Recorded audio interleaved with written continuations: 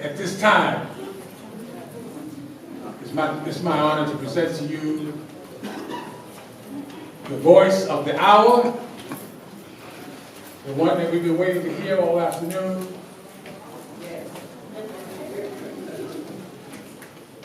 A prince of Pan-Africanism, many of us are princes and princesses, Dr. Umar Johnson.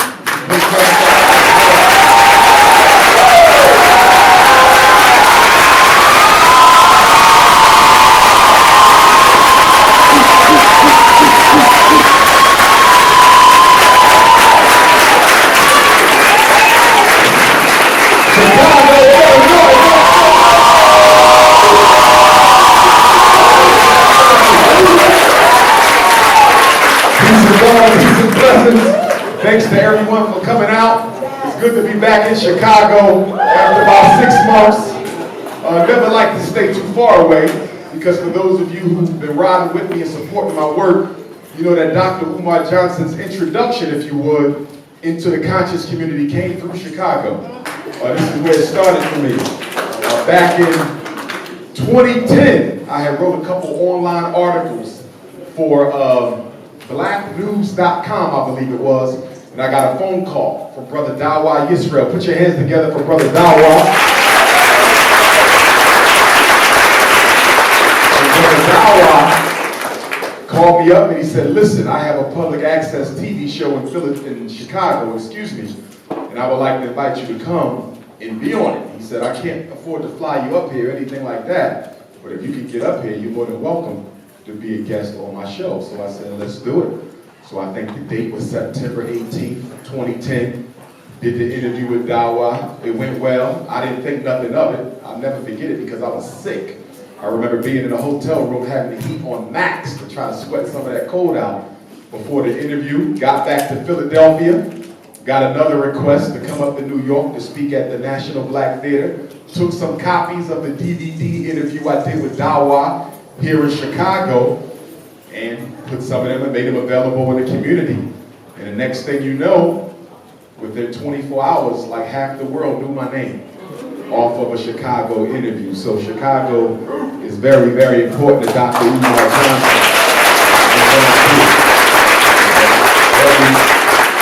Very important. I want to give a shout out to the Honorable Minister Louis Farrakhan, some of his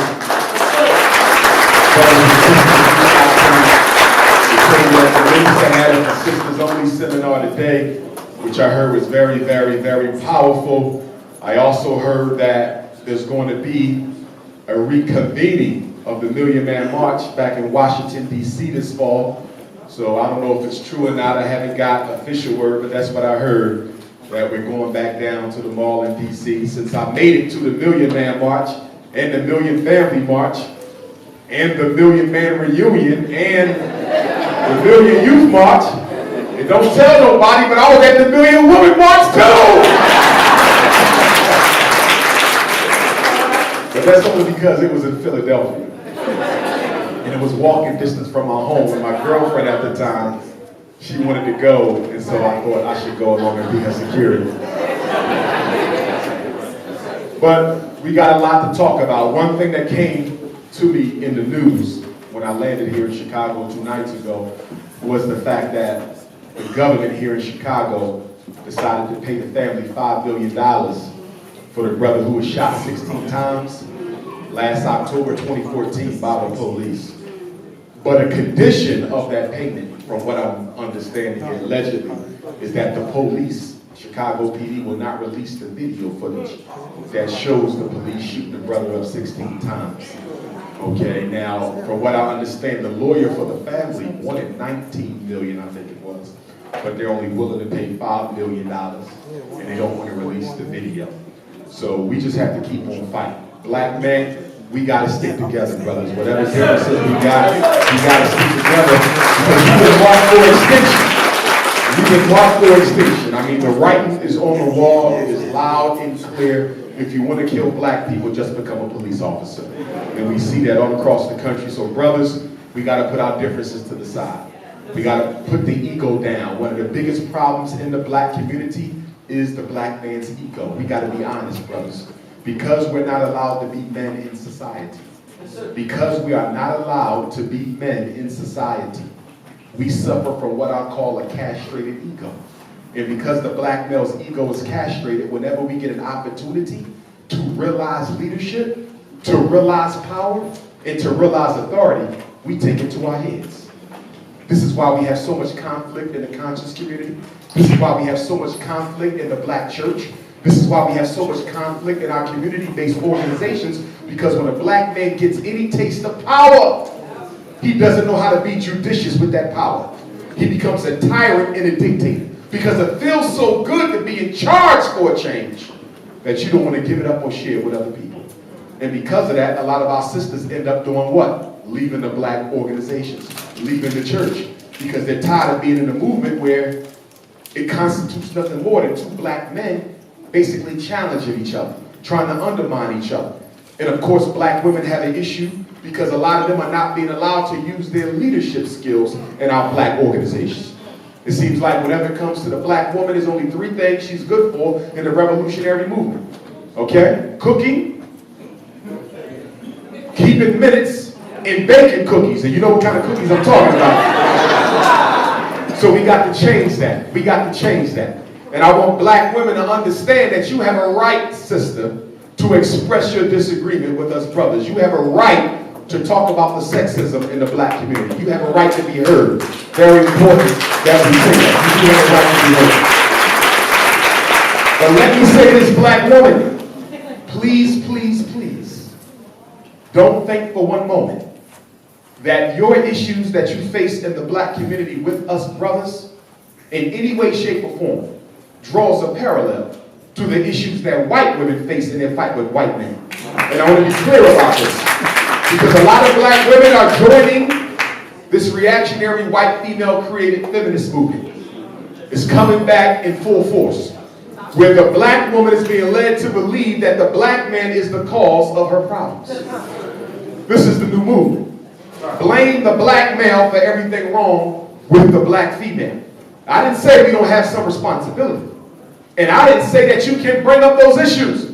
But please don't let the white woman use you against us as an additional crutch or thorn in the side of black love. This is very important. This is very important. When the white woman stood up against the white man in the early 1900s, and even going back to the anti-slavery movement, when the women's lib movement in America received its beginning and its impetus. Going back to that, I understood why the white woman had an issue with the white man. The white man didn't let the white woman go to work. He didn't let her go to college. He didn't let her wear pants. He said that you can only wear long skirt. He told her she couldn't go to church if she was on her monthly. He basically dictated her whole life. Said her place was in the kitchen and her place was with the children. I understood the white woman's fight. The white man controlled her. But black woman, let me ask you a question.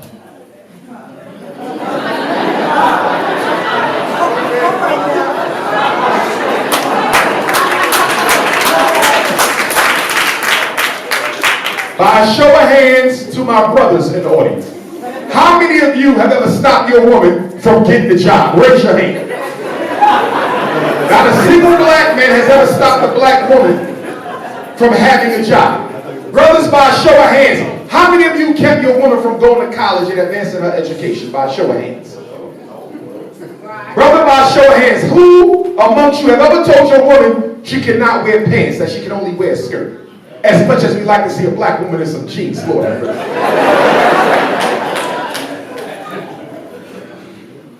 And most important, black woman, and this is for the sisters, which of you has ever had a man who could control what you wore outside the house? Even if he doesn't agree with what you wear, he can't control what you do. We don't control when you work or if you work. We don't control how you dress and what you wear. The black man has never had that type of authority over the black female. So your parallel to the white woman's structure is just an illusion of your mindset. It does not exist in reality. Let us be clear. The black man and the black woman are in this struggle together. We fight together or we don't fight at all. It's about It's not about one or the other. We do it together or we don't do it at all. Because being on social network, I've seen that some brothers have started a dance movement. They got a black movement for the brothers against the sisters. We tired of being beat down by women. We gonna fight back. We had sisters live, now we got brothers live. You see? And so now they want to blame the black woman for everything. Well, she got all the jobs. She got all the education. She get the child support. She control the custody situation. The black woman is in charge of us. The black woman is running the black man. But you don't see the ventriloquist master behind the scenes pulling the strings of both the black man and the black woman. It's a war against the family. The whole plan is to kill the black family as a unit. And why is that? Because if I can kill the family, I don't have to worry about killing the man because no more will be born. If I can kill the family, I don't have to worry about killing the woman because no more will be born. No more will be born. If I can kill the black family, I don't have to worry about special educating the boy, putting them on medicine, locking them up in juvenile court because no more will be born. And so the American media has to come together to do what? Kill the popular image of the black family. Scandal is a part of that.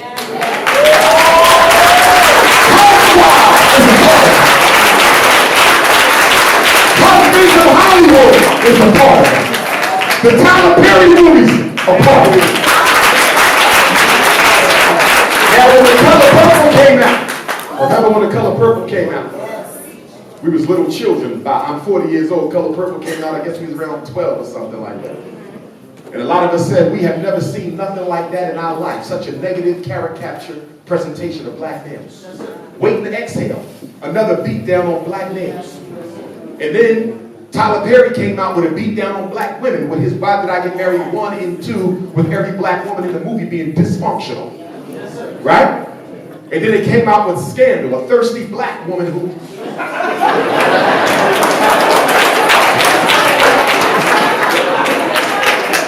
no black man is good enough for her, but she doesn't mind being a bedouin to the president of the United States. Which was the most popular show for black women in America? Conscious sisters and unconscious sisters. And that's quite interesting now. Because there's a little bit of you in everything you like. So if you like watching a show where a black woman plays the sex toy of the white president, then somewhere in your psyche is a wish to entertain the same.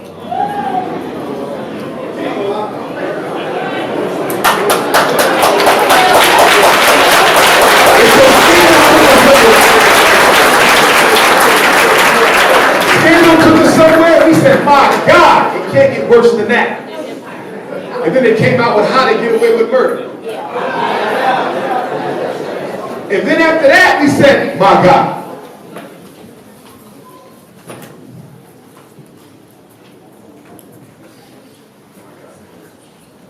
What I want to do before I continue, we got some sisters standing right here. They happen to be beautiful, but that shouldn't matter.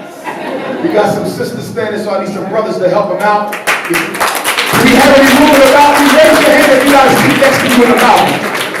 Any room in the balcony whatsoever. There's 3 seats up in the balcony. If you guys want to go up to the balcony, let's give the queens a seat, the princesses a seat, the grandma, give grandma a seat. Because she'd do a little juju and have us all in bad luck. Okay?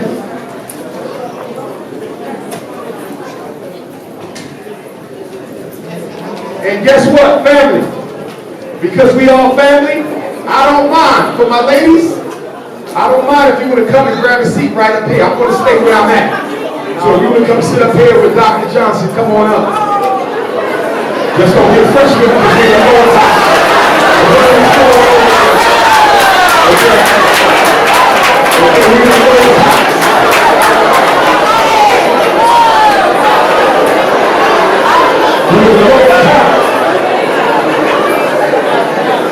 So I'm going to come over here, give the ladies some room to sit. All right?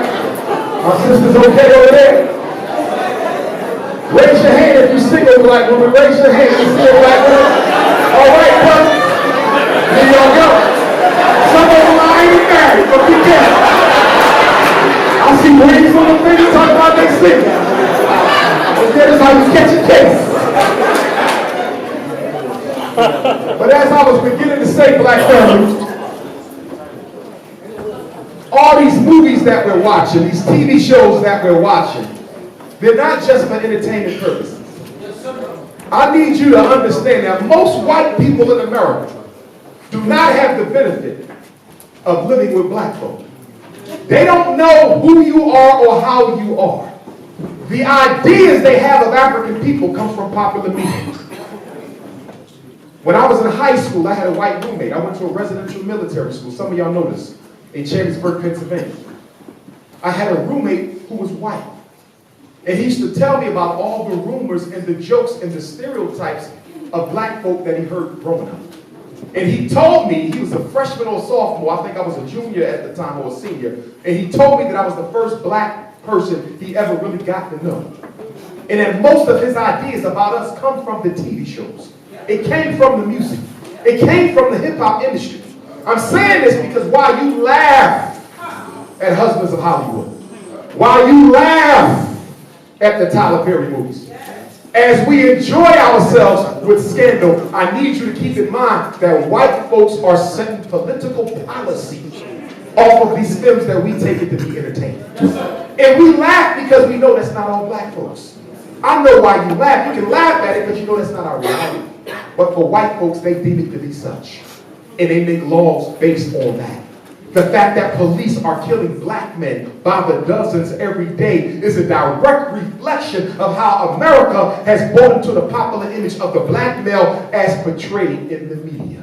And the sad thing about it, we're the only group in world history ever targeted by extermination who actually participated in the destruction of their own image. When the Nazis killed all the Jews, when Hitler put out the campaign to assassinate the Jews, you couldn't find one who participated in that. When the Anglo-Saxons started their campaign to assassinate the Native Americans, you could hardly find one to participate in that. When the Germans went into Southeast Africa and massacred our Namibian Herero brothers and sisters, you could hardly find one to participate in that. When the British went to Tasmania and exterminated every living African Tasmanian, to the fact that today we have no Tasmanians in the world because they blotted out every one. Not one of them participated in that. But here we are as black folk, through our music, through our books, through the ghetto smut trash novels that y'all love to read on the buses going to work. We have participated in the extermination of our own image. Do you not see what they're doing? If we can kill the image, if we can make people believe that black folk are useless to the world, nobody will speak up when the carnage begins. It started with that Young Jeezy album. It started with the Lil Wayne album. And then we got young black children who think that these white hip-hoppers are somehow white liberal. That think that because his pants are sagging and he's in a $60,000 truck and he got rims on it and he listens to the same music that our children listen to, a lot of our children think these white teenagers are okay. Well, let me explain something to you about white teens. In white culture, they have something called adolescence. Adolescence doesn't exist in African culture. We have rites of passage. So in European culture, between the age of 12 and 17, white kids go crazy. Justifiably so. They smoke crack, they get drunk, they go crazy on cigarettes, marijuana, they have sex with boys, they have sex with girls, they do all kind of stuff. And it's called normal. Because in white culture, a child must find themselves through participating in degenerate behavior, adolescence. In African culture, that period of transition from childhood to adulthood is escorted by elders in the community. There is no period where you just buck out and wild out. We don't have that in our culture. And what our children need to understand is when the white boy becomes a hip-hopper, it's only a temporary period. It's only a temporary period of rebellion in his transition from childhood to adulthood. That same white boy dating a black girl, the same white boy smoking weed on the south side of Chicago, That same white boy listening to Lil Wayne and Young Jeezy, I want you to see him at 30 years old. The same one who had rims spinning on his truck is locking up black boys by the thousands as an assistant DA downtown. The same one who said I'm blacker than the blackest black person, at 30 years old, he's a police officer putting bullets in our sons' bodies. Don't you dare confuse a moment in time with someone's true agenda for their lifetime. And black folk, we got a bad habit of spending too much time trying to exonerate white folks for what they've done. Listen, I don't believe we should teach hate, and I don't. And I don't believe that you cannot see the individuality amongst any people of a particular culture. But you have to understand that white racism is not about white folks spewing hatred from the back of a pickup truck. It's not about calling you the N-word as you drive on by. It's not about saying, I hate black folk. White racism is about making sure, non-emotional, making sure the power to determine who gets and who does not remains forever in the hands of people who look like me. I'm saying that a white racist can actually like black people. A white racist can like black people because being a racist has nothing to do with his personal affective opinion about any of you. Being a racist is about making sure my people are in charge. I can like you. I can like your music. I can like your women. I can hang out with you. But at the end of the day, when a vote is taken for whether or not we're going to share power with black folk, the answer is always no.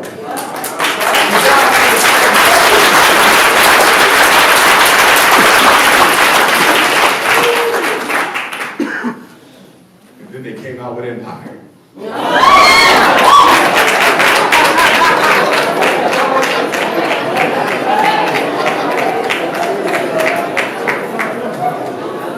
Look at what they did. White racism. They said we don't have enough shows on TV that depict the black family. All of the shows are about thirsty single black women and money hungry, sex crazed, music and athletically inclined black males. They said black folks said we ain't showing no black families. What happened to the Cosby? Well, they turned in Cosby and went and got Crosby or some damn body. And so with Empire, they took the Cosby family and inverted it. So they gave you the black family you said you've been missing on network TV. But they gave it to you in a way that puts out a negative image of a black family. It would have been better if they never gave us one.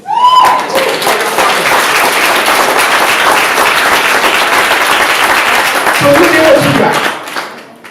You got a black woman who goes to jail, helps her husband start a music business off of her drug money. She comes out and she's totally motivated to manipulate, undermine, sabotage the husband's business. And then the husband don't care about nobody but being in control. Kill his best friend, uses women only to the extent that they can help his empire. And then these two women got 3 sons. These two brothers, these 2 Africans, man and woman, have 3 sons. One son got bipolar. Now, being a psychotherapist, I ain't never seen no bipolar like the kind they showed on Empire. You ever see him when he get a bipolar episode, he start breakdancing and everything? Like, no damn bipolar. Who made that up? Okay? And then he's married to this white female with no shape. And then you got Hakeem.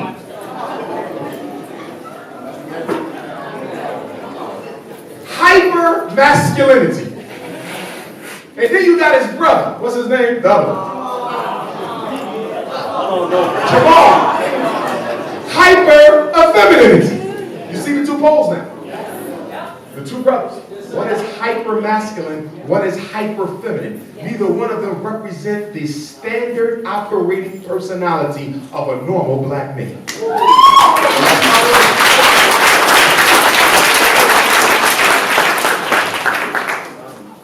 But black parents, you have to be careful and clear not to let your children watch any of this stuff. Because the messaging scandal, the messaging empire, the messaging basketball wives to the young black girl, 8, 9, 10, 11, 12, why would you even waste your time with one of them Negro men? That's the message. And the message to the black male, look at these gold-digging black women. Look at the ones on basketball wives. Look at the ones on Why Did I Get Married? Look at Cookie. Why would you ever want to be with a black woman? So what they're doing is killing the image of the black family, not just to white folk, but to black children. They're convincing black girls to only be interested in relationships with non-African men. And if you can't find a good non-African man, then find an African female. And the message is to the black man, why be bothered with a gold-digging black woman? Find you a white woman or an Arab or East Indian or Native American. And if you want to be slick about it, just get you a Cavalian Asian, because that way nobody can tell they're not black.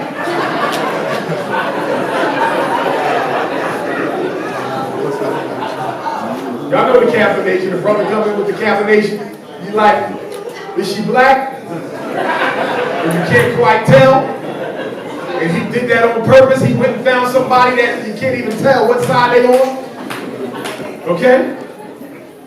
So they're trying to kill the image of black folks. So how do we reverse that? Empire, breaking records all over the place. How do you fight back against that propaganda? Well, number one, there's no law in America that makes you and your children watch the television. So that's the first thing we need to keep in mind. There's no law that makes you listen to the radio. That's the first thing we got to keep in mind. But I'll tell you what we really got to do. We got to make black love look fashionable all over.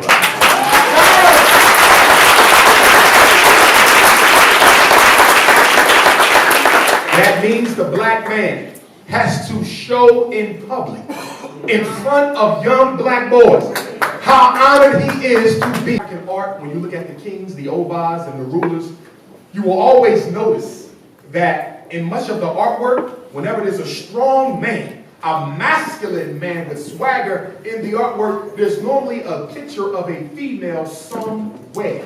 For those of you who study Kemetic science, you notice with most of the pharaohs of Kemet, you notice that there's always a woman standing over his shoulder. If you look at the artwork within Nigeria, throughout Nigeria, you'll notice that whenever there's a picture of a king or even an Orisha like Shango or Ogun or Obatala, you'll notice that there's normally two women somewhere in the picture. Why are there always pictures of females whenever there's images of masculine black men? It's to underscore the fact that the masculinity of the black male rests on the foundation of the black woman's delivery.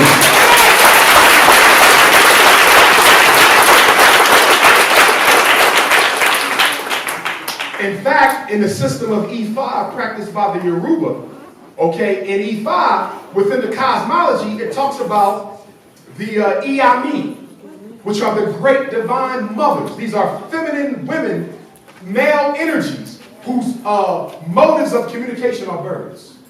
That's why you go to certain places in Africa, people don't like the birds around because they're the messages of the Iami, the elder feminine energies that help regulate the universe. And there's even stories in African cosmology that says the Iami were once in control of the universe. That God put these females in place to rule the world.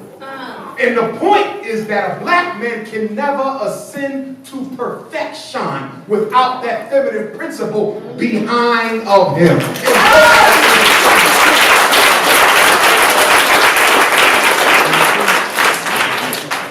But that also means black woman. That when you proclaim your divinity and your goddess ship, it's important that you not be contradictory. And what I mean by that is, superficially speaking, we see the sisters, looking African-centered and smelling good with the frankincense and the shea butter.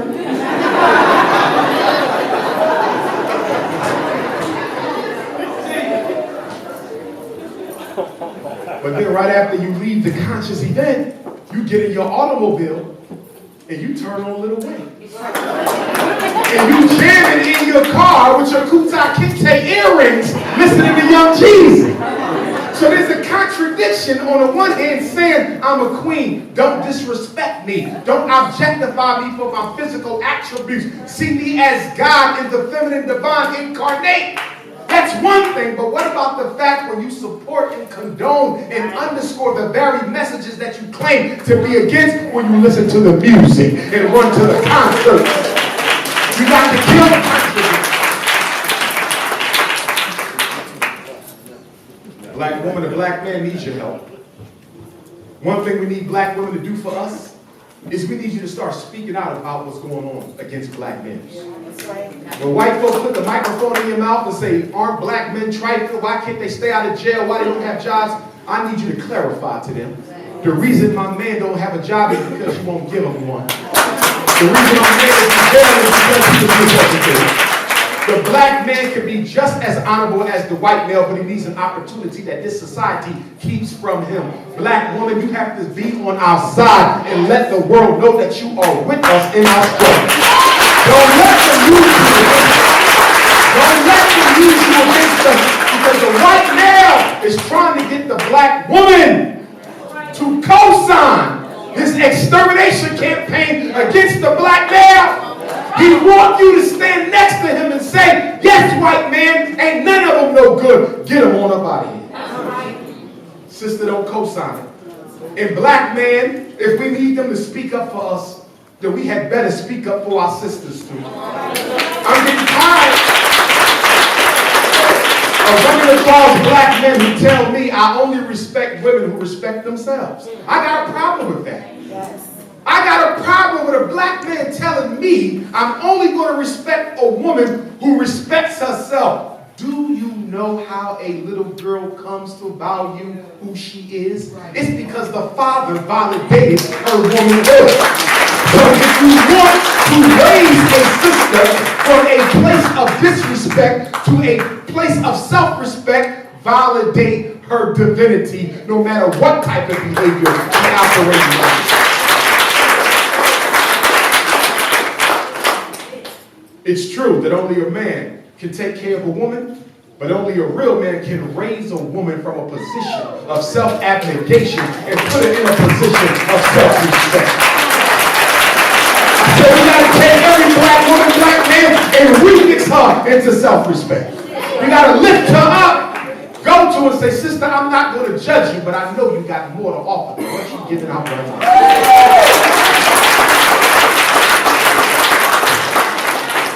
We got to make black love fashionable. My married couples, I got to start talking to unmarried couples and ask them, what you waiting on? Put a little pressure on you. Marriage ain't easy. Yes, it comes with its ups and its downs, but so does it do for every other people. But we got to make it fashionable. But if the black married couples don't want to talk about how happy they are to be married, if they want to talk about the fact that they in love, then how do you get couples who are not married to finally get on over that broom? Even if you're not happily married, act like it.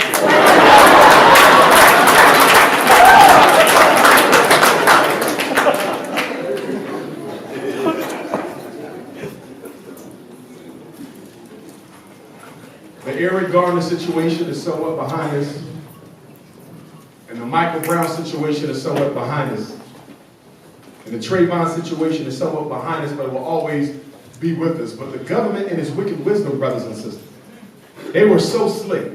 Because when the Michael Brown situation hit, that whole revolt, which I totally supported, and I supported the revolt, I supported the riot because I knew it was the only way for our brothers and sisters to get the attention of the world. Had they marched at night with candles, nobody would have listened to them. Right. If they would have had a prayer vigil, nobody would listen to them. It's because they burned Ferguson to the ground that the United Nations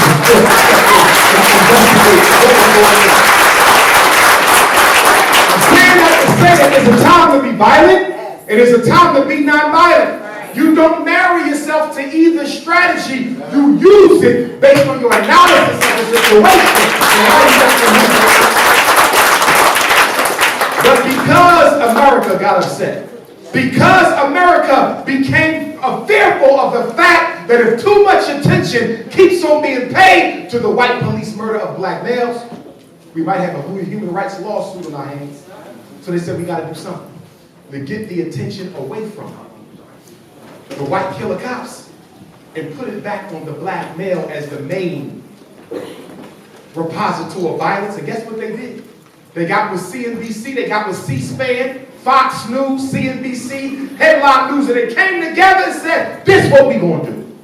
Too much attention is being paid to white cops who kill black men, so we got to redirect the focus of the popular public to the black male as the killer, not the white male as the killer. And the next week, Ray Rice was on your television. The next week, Adrian Peterson was on your television. A few months later, Bill Cosby was on your television. This was not by accident. How can we get the attention off of white police? We're going to put it on black males who beat their women at home. It was a strategy, brothers and sisters. I didn't say it's acceptable for a brother and his wife, not at all. We should never condone it. But we also know that the white male cares nothing about the black female or the black male. That whole Adrian Peterson, Ray Rice situation was about refocusing the world's attention on the fact that black males are inherently violent. And if the police don't kill them and keep them in control, look at what they do. They will beat their children and beat up on their women. This was a strategy. And then they pulled Bill Cosby out. And don't get me wrong, as an elder, I don't wish that type of treatment on nobody. But because Bill Cosby spent so much of his professional life sanitizing the behavior of white folks against black people, blaming us for our predicament exclusively, talking about how we need to stop blaming racism, we've made progress, blame yourself. Check your kids' homework and make sure they go to school. Stop talking about racism. Isn't it ironic that the #1 black man who spent his life protecting the power structure got destroyed by the power structure?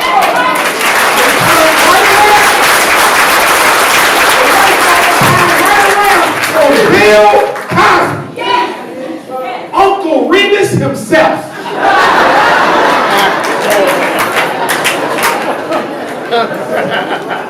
Yeah, we go from North Philadelphia, but Bill ain't never done nothing for the hood. Don't get me wrong, I went to a Bill Cosby lecture he gave once in North Philadelphia at the Met Church, and it was one of the best lectures I heard in my life. If I didn't know it was Bill Cosby, I would have thought it was Marcus Garvey giving the lecture. The brother knew history, he knew racism, he put it down in front of an all-black audience. But the next week, he was on Larry King, cracking jokes again. He was on Larry King, sanitizing white folks' behavior against black people. Here's a man who spent his whole life making white folks look acceptable to blacks. And look what they did to him. Now, black woman, we know that we got an issue with rape in our community. We know the black woman is more likely to be raped than the woman of any other cultural group. This we know. But what woman do you know? Being of white skin, having the benefit of white privilege, who gets sexually taken advantage of by a black man in 1978. In 1978, I was 4. She said she got raped by Cosby when I was 4 and didn't tell nobody until I turned 40. Who believes that? Bill Cosby was at the top of his career when these alleged rapes took place. Do you know how much money they would have got from him then? Do you know how effectively they would have destroyed his career? Had they spoken then? I'm going to wait till he's out of the public spotlight. I'm going to wait till he no longer has as many millions as he used to have. I'm going to wait till I'm old and unattractive my damn self. And then I'm going to tell. You know what happened? Bill Cosby was planning another major economic boom. Not for black folk. Don't get it twisted. Not for you. It was for self. Okay? Then y'all vote that Obama-ism. Y'all start, yeah. Okay? And just like they did a couple years ago when they murdered his son. When he tried to buy one of the major networks. I think Cosby was planning something even bigger than that. And so in order to disadvantage his attempt to acquire another major network, they assassinated his character to the point that nobody would dare even consider offering him the opportunity to purchase a major network. But the Bill Cosby story, brothers and sisters, is very, very critical towards you understanding how white folks work. They will use you as long as they need you, as they did with Cosby, as they did with Jackson, as they're doing with Sharpton. And when they no longer need you, they will expose you to the world as another worthless Negro. Because what black folk fail to recognize is when you build these relationships with white folk, those relationships are not based on a relationship of trust. It's only based on a purpose you serve. As I always say, black people have white friends. White people have black servants. And you got to know the difference. If you tell me you have a white friend, I can tell you you are serving a purpose in the life of that white person. White folks don't have black folk around them unless there's a benefit in it.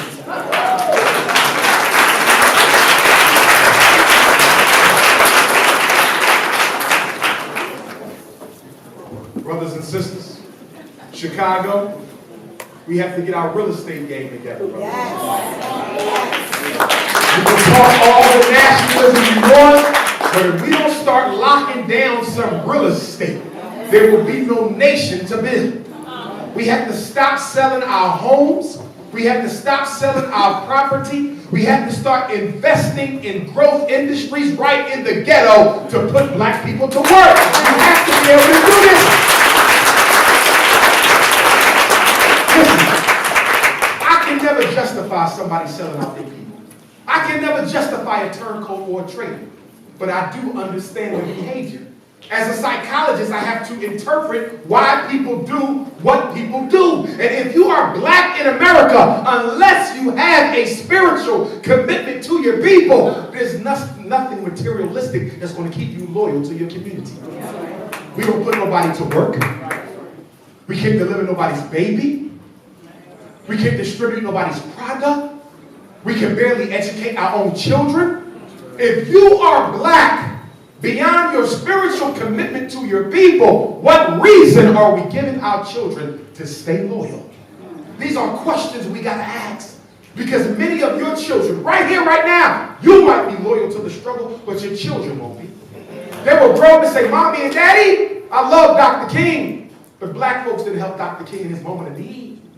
I love Malcolm, but when Malcolm was murdered, no black organization helped Betty raise those girls. She struggled on her own. I love Medgar Evers, but after that man died, nobody even remembers his memory. It was so many of our heroes, all people do is talk about the wrong that they did, not the good. So Mommy, Daddy, why would I want to be a freedom fighter for my people when the only payment I get is criticism about how I should have done a better job? That's right. We got to look at this, brothers and sisters. I know Dr. King going out on Coretta wasn't a good thing, but here's my question. Did Coretta ever go public with him? Did Coretta ever go to Wolf Blitzer? Did Coretta go to Don Lemon? Did Coretta sit down with Tavis and talk about Dr. King's extramarital affairs? If the woman to whom he was committed never once spoke against anything he did and kept it to herself out of respect, who the hell are you to air it out in the public?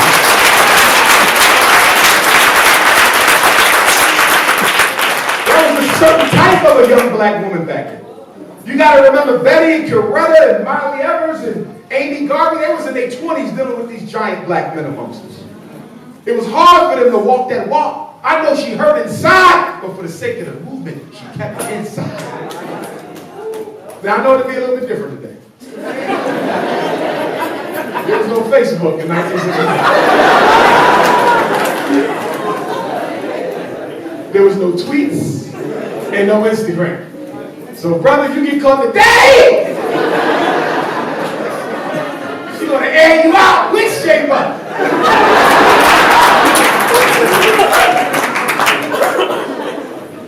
I want my parents in here to know that every Tuesday morning, and Brother Dennis is going to start passing around the sign-up sheet. If we don't already have it out there, I want everybody to make sure where we at, Brother Dennis, with that sign-up sheet. Brother Yusuf got it at the table. I like to circulate it if we can, Brother Yusuf, so everybody don't have to go to the table all at once. I want to circulate that. Everybody give me your name, your phone number, your email. I'm building a massive email blast to keep you guys posted about the different things that I'm doing. Also, that sign-up sheet will be for the Black Parent Association of Chicago. Make sure you sign up for that. And if you don't live in Chicago, there's a column that says comments. Put the city in which you live. Whether it's Springfield, whether you came from Detroit. I know we had some brothers and sisters who drove up from St. Louis. Put your city, because we want to make sure that we organize you with the Parent Association in your city. 7 committees: special ed, to fight against the special ed war. School discipline, to fight against the suspension and the detention. School policy, to change the rules of the schools that are negatively affecting our children. School finance, to figure out where they're spending our children's money at. Parent advocacy, to train parents to go into the schools with other parents to help them fight to protect their children. Black mothers and fathers, never go to the school by yourself. Stop doing it. Black men, I know you're not scared of them Europeans in the school system. But I still don't want you going by yourself, because if you make the white teacher upset, she will claim that you threatened her. And they will escort you out in handcuffs, and never again will you be allowed to pick up your child's report card. Always take somebody with you. We're going to have a social committee to put on positive programs for black parents to help them do a better job raising their children.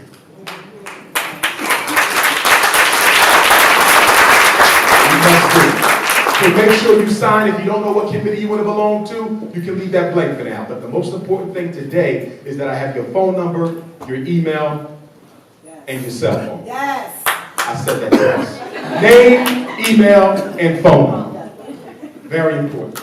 Every Tuesday morning, black people, every Tuesday morning, remember this, every Tuesday, because I don't want you to ever say, I needed help with my kid and I didn't know who to turn to. I host a free Black Parent teleconference every Tuesday morning, 6 a.m. to 8 a.m. Eastern time. So that will be 5 to 7 your time, every Tuesday. So if you ever have a question, education or mental health about your child, you don't know what to do. They sent a letter home and said, we want your son tested for ADHD. I don't know what to do. They think my son got a reading disability. I don't know what to do. They think he needs medicine. I don't know what to do. All you have to do is call them.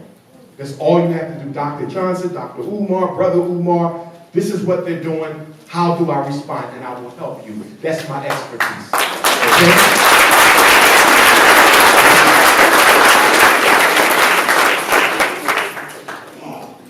I got some bad news while I was sitting backstage waiting to come out here. A former administrator at the St. Paul's College in Lawrenceville, Virginia. You guys know we've been trying to raise $2 million to purchase the St. Paul's College since last May, so it's been almost 12 months.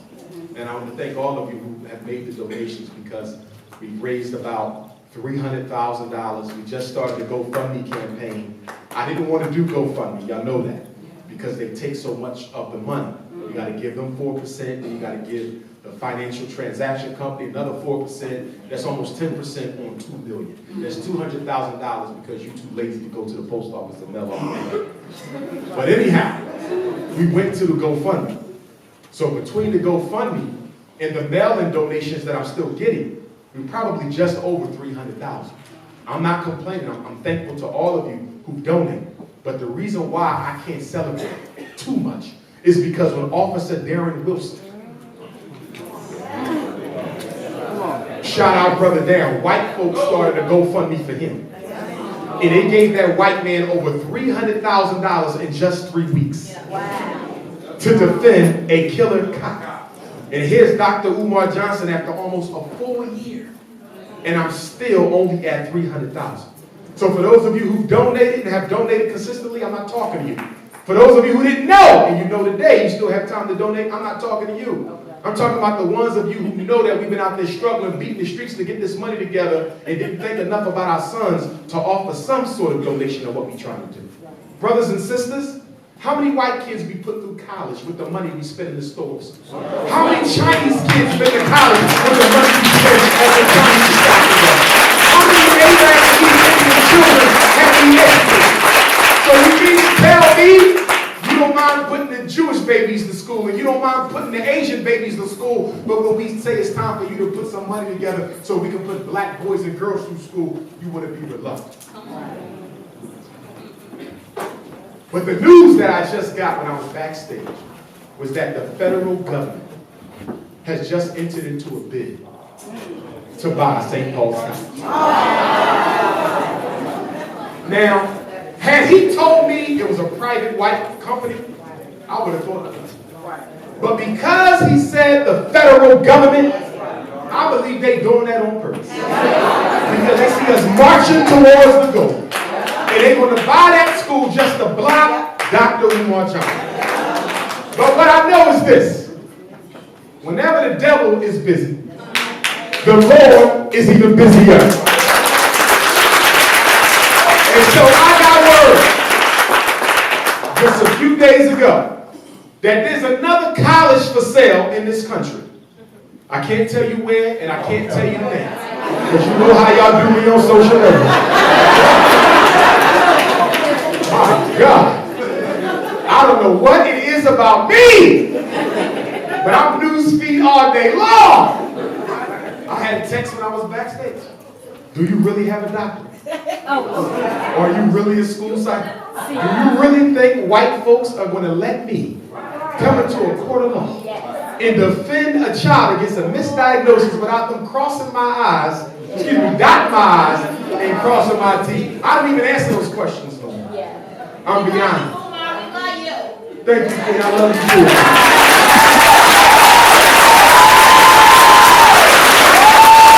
And I heard that there's a school for sale. And tomorrow, I have to fly on down to go and visit it. So I got to leave out early. I was going to stay in Chicago until Tuesday, which I know I love y'all that much. So I got to cut the visit short because this college that's for sale has an asking price of $900,000. That is less than half of the $2 billion for St. Paul. And I'm being told that it's in better condition than St. Paul.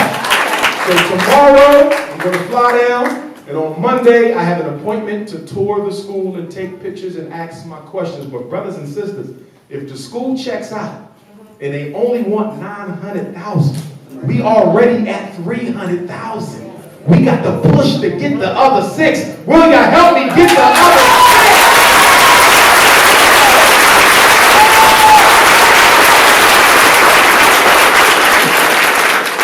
And I'm telling you, the ancestors are something. Because had I not learned about that college, when I just got that news about St. Paul, I would have probably been hit a little bit. But that news came to me just before. It's almost as if the universe knew we're going to give us something good before they give us something bad. So if you haven't made a donation, make sure you go to GoFundMe.com/Dr. Umar, DRUMAR. You can make a donation on your cell phone right now as you're sitting here. If you prefer to mail it in, because I know some of y'all don't like doing electronic money. I'll feel you.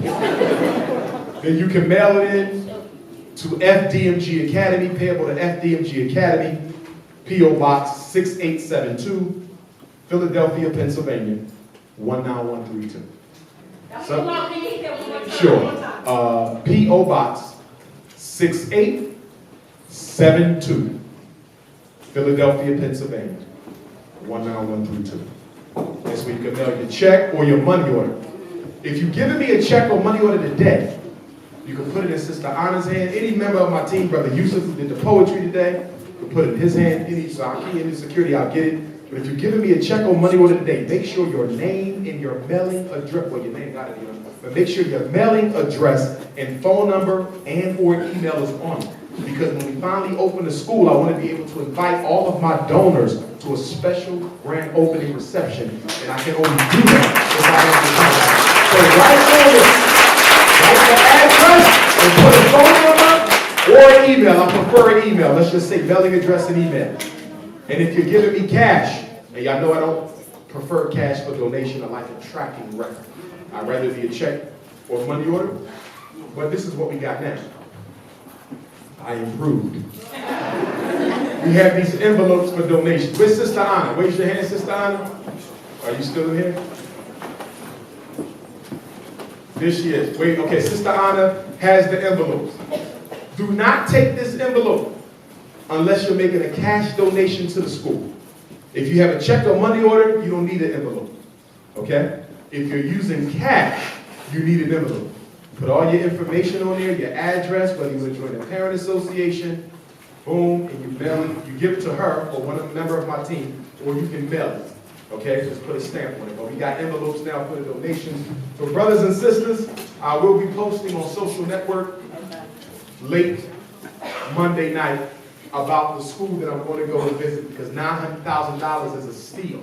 Yeah. Okay, and I'm hoping that it checks out. And I'm going to try to get it even lower than that. We might can get them for maybe 6 if they're asking 9. Okay, but y'all got to keep the donations coming in. Don't donate once, donate 2 times, 3 times, 4 times. Keep on coming back. Stop sending me texts talking about I made my donation. I made my donation. I gave a whole $5, so leave me alone. For those of you who want to work at the school, please send me your resume. We need teachers. I need math and science. I need language. I need history. I need school nurses and counselors. I need social workers. I need house parents. I need computer science, computer programming, transportation. Yes, we're going to need bus drivers. We're going to have bulletproof buses for the kids. But you can send your resume to fdmgresumes@gmail.com. fdmgresumes with an S @gmail.com. I also need people who know how to grow, how to plant, how to farm, solar energy. We got these sisters in here who still know how to sew clothing from scratch. I need some of that. All of our children are going to have to make their own uniforms. Dr. John Henry Clark said that people who cannot make their own underwear aren't fit to rule a nation. So guess what's the first article of clothing your children will be making? Their own drawers. They're going to be holy and holy, but they will be there.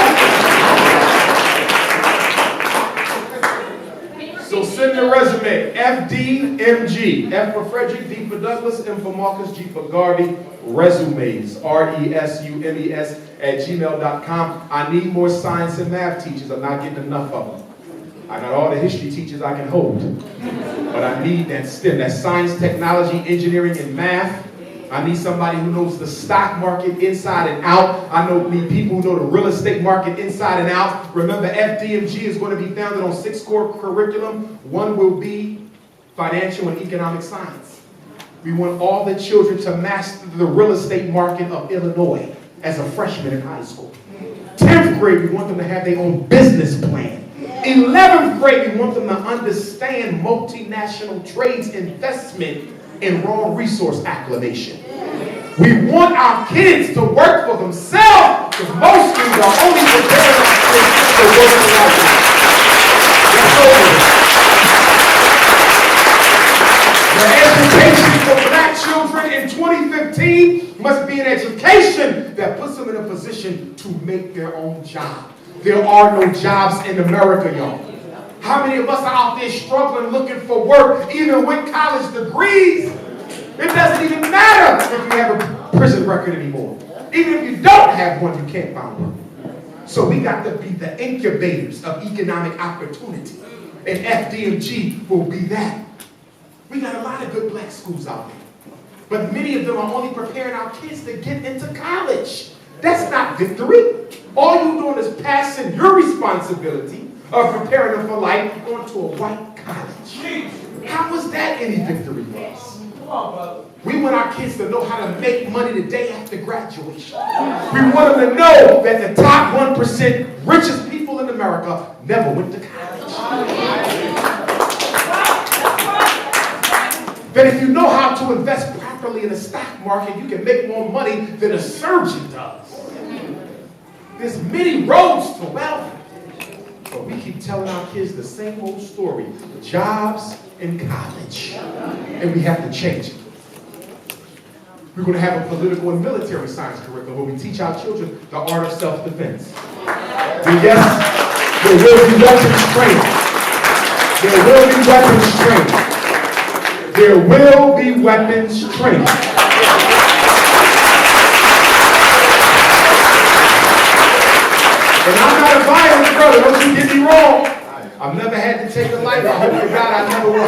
I hope to God your child never will have to. But if your son or daughter is ever in a situation where they have to defend the life of an African unjustly targeted for death, we need them to be able to handle themselves responsibly.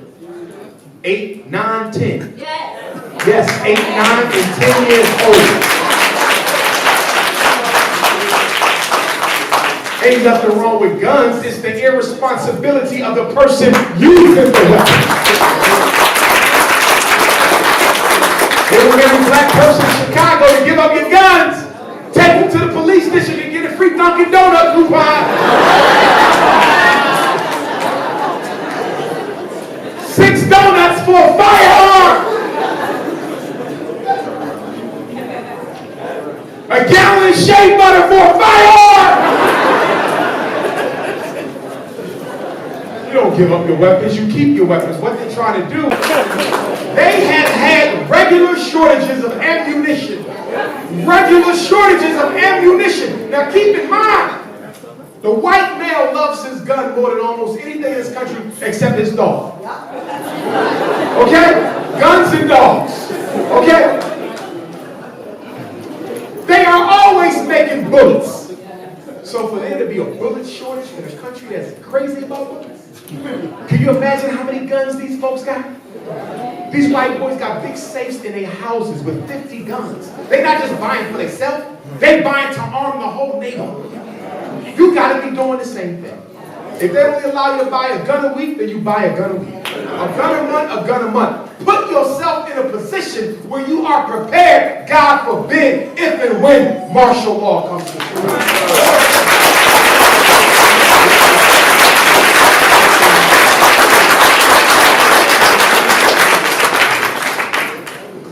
We just have to teach them to respect the life-ending power of a gun. Right.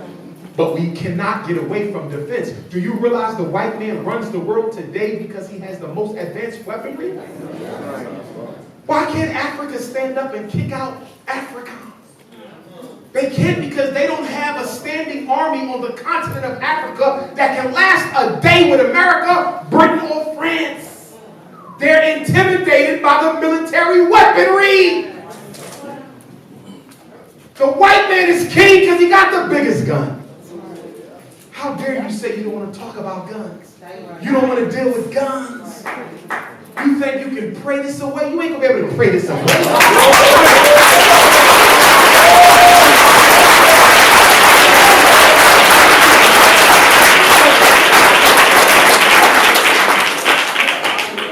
We have so much escapism in the black community. So much escapism.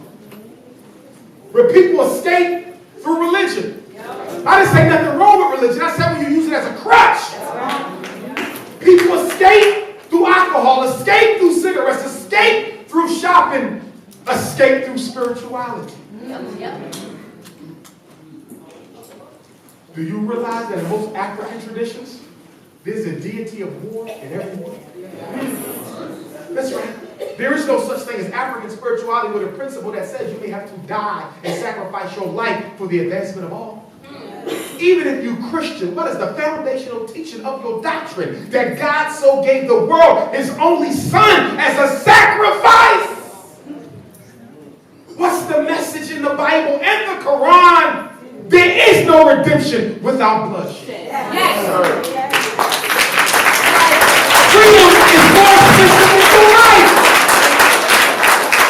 If Jesus had to die, if Abraham was put in a position where he had to sacrifice one of his sons, in African spirituality, we've spilled the blood of an animal in many sacrifices. What's the message? You want to open up the heavens for some assistance? You would have to lay down your life sometimes. The world is based on that. And we have to stop looking for a perfect revolution before we get off our backsides and do something. This is one of the biggest problems we got. I have people come to my lectures or send me emails or texts or tweets or Facebooks or Instagrams and they say, well, Dr. Johnson, if I get involved in this struggle, how can I make sure I don't go to jail?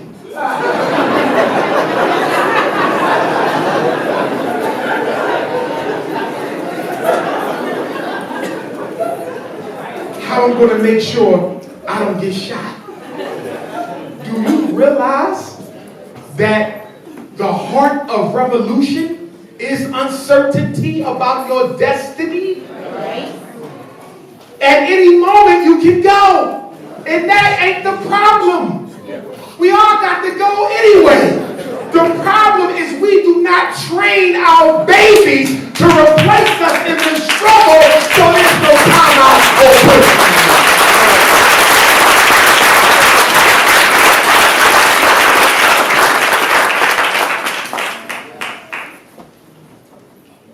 Dr. King was murdered, we still ain't down to replace him.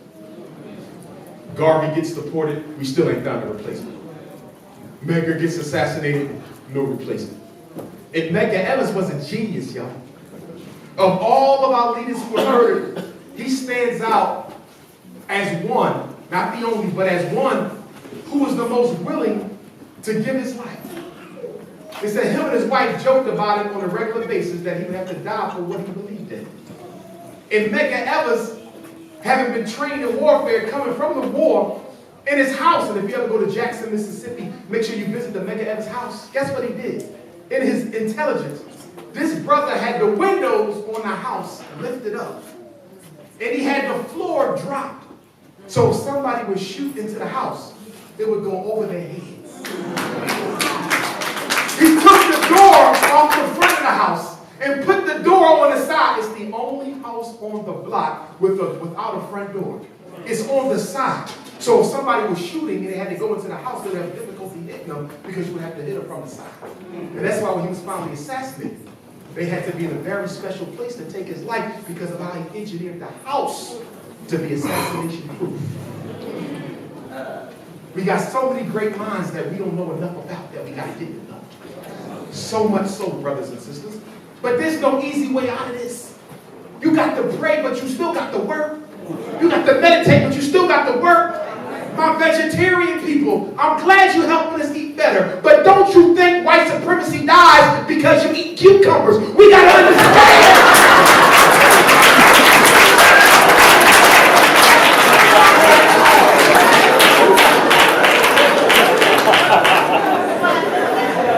No, I'm being serious. Because sometimes my vegetarian people, I'm loving the diet, you're making us healthy, you're very relevant to our struggle. But what are you doing besides that to destroy our number one enemy in opposition? That's the question I got with y'all. Don't get me wrong, my school gonna be 80% raw and vegan. FDMG, 80% raw and vegan. And if you know how to prepare raw and vegan food, send me your resume.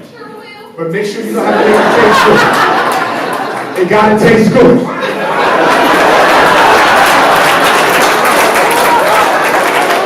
Y'all know what I'm talking about? You eat from this vegan vendor, they make that thing taste like anything you want it to taste. You eat from this vegan vendor, it's like a sand sandwich or something. Alright? Our kids are gonna go hungry, I'm gonna have a hunger strike! Some of y'all probably saying, why isn't the school going to be 100% raw and vegan? Because I don't want to be a hypocrite. And once in a while, I want some meat. I'm just being real. 80%. Once in a while, one of them kids might want some meat. Now, if you want your child to be 100%, we're going to obey that. But they're only required to be 80. Because once in a while, I might get a craving for that. Some scripts or something. Speaking of that, check me out. There's a brother in North Carolina who is an expert seashell fisher. He's going to teach me the art of how to go hunting for crab and oyster and lobster and shrimp. And we're going to turn it into a curriculum at the school so our kids will learn how to do seafood fishing. Because black people who invented the seafood industry. Did you know that? We were the first to make seafood a delicatessen. Yes, we were. So at FDMG, we're going to have a seafood fest once a month. All you can eat buffet with the butter and the garlic. My God. This ain't just school, go home! And depending on how many acres are available at the school we finally end up with, We want to build homes on the campus for our teachers. Because we want to use the school as a front for a Black Wall Street operation.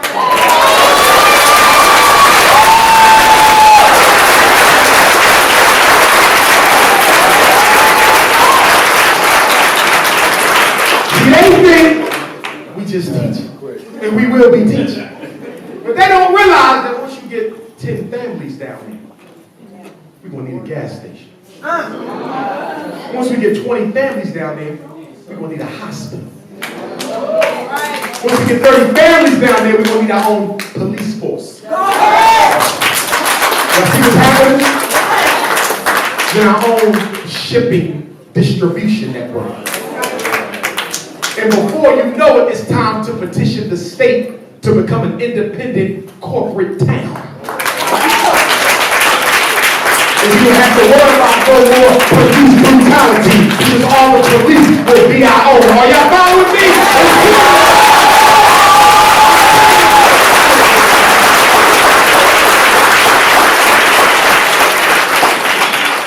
See, I got a lot of little strategies. I just can't give them all to you because people talk too much. I gotta drop the seed here and there. I can't come out. And then I got little conscious crooks who just want to steal my ideas and run off with it.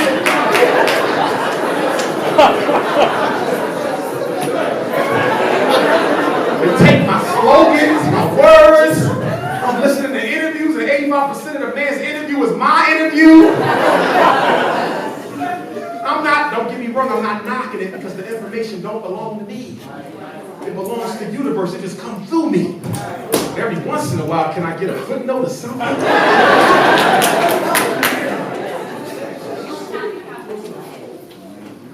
I met a brother who knows how to make shoes. Wow. I met him in Atlanta. He's going to be at FDG teaching our children how to make their own shoes. Imagine if we can make the shoe popular enough for everybody to wear. What happens to Nike and Timberland?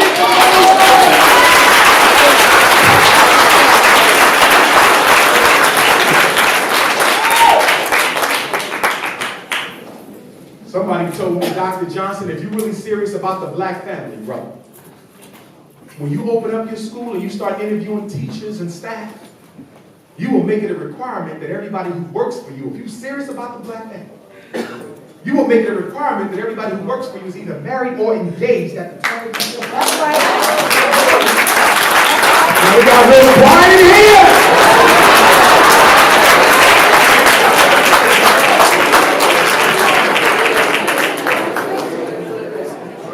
I thought about it and I love the idea, except for one thing. If there's a more credentialed system than the one who's married, I can't shortchange the children purely for that purpose, but I can see additional score going to the fact that you got a husband and a wife couple who teach it and also emulating the family structure that we need our children to copy. I see something. So we can have a win-win situation. That's right. Okay? Or all we got to do is hire 50 thirsty brother and 50 thirsty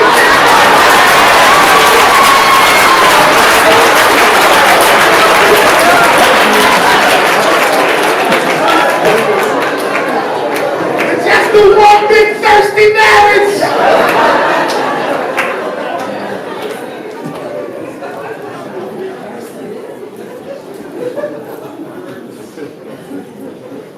I hope that when I got here today, I would have had the Africa trip information final. I'm 99% of the way there, except the brother putting together the package for the Eritrea Kenya trip didn't give me the final cost. So this is where we at. And this should all be over by Monday for those of y'all who are coming with me on my second group tour to Africa. We're either going to go to Ghana and South Africa, or we're going to go, or that's the West African package, or we're going to go to Eritrea and Kenya on the east side. So it's a toss-up. It's a big toss-up because you know that Eritrea is by Ethiopia, that's the cradle of civilization. Kenya is that blue Nile, white Nile, that's the cradle. So do we go to the cradle, or do we go to the last point of demarcation before our ancestors were brought here? Do we do the Ghana thing?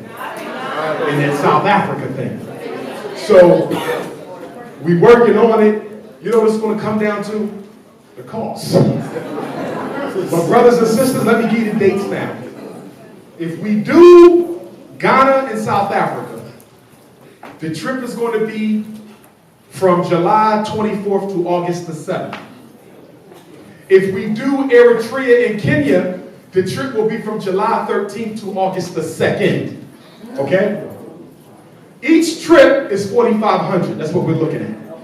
Everything included, except you're spending money in meals. Some of the meals are included too, but that ain't gonna be enough food for you. Meals. Okay? So if you're interested in going, just shoot me a text or visit my Facebook, Twitter, or Instagram, and I will have the information there, how you pay, and everything. If the children are going, 2 years and younger, they go for free. You just have to pay travel tax, assuming they're going to sit on your lap the entire ride. Okay? Some of y'all got twins. Can you handle that for 12 hours? Okay? Now, get your passport if you don't have it. You should have it anyway. You don't need a visa for South Africa. You don't need shots for South Africa. For Ghana, they want the yellow fever, but there is an exemption you can fill out. I need to see what Eritrea want. I'm pretty sure they're going to want some shots because then they Ethiopia, you got a little hepatitis popping off over there. Kenya, they're pretty well developed. I don't know what Kenya wants. They're pretty developed. Okay? So start saving your money. You'll be able to pay as you go. The initial deposit will probably be about $300. And then you'll be responsible for making sure the final payment is made about 2 weeks before the trip. So hopefully some of y'all still got your income tax payments. Okay? Brothers, if you owe child support, pay it off. You will not get a passport with any back money. Okay? So, say that again, 4,500. Oh, the date. For Ghana and South Africa, July 24th to August the 7th. For Eritrea and Kenya, it will be from July 13th to August the 2nd. And there's a lot to do over in Kenya. You know, you got Mombasa, you got the Mau Mau Warriors, you got, I mean, we're gonna get down, either way it goes. And I'm gonna tell y'all right now, you're going to Dr. Umar trip, the bus ride is funner than the attractions. Because when you get 50 black folk from different cities in America, all on one bus, with their own type of shea butter,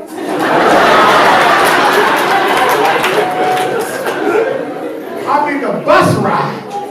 I had more fun on the bus, I think. But you'll be able to get your African hair done. You'll be able to get African clothing made. You'll be able to get your African name. We're going to have a naming ceremony. You get a spiritual reading if you need a spiritual reading. Okay, so there'll be a lot to do. We're going to the museum. We're going to take boat rides, the safari. Okay, might leave some of y'all there. Okay. But we'll have that soon. 4,500 both trips. Per person. Per person.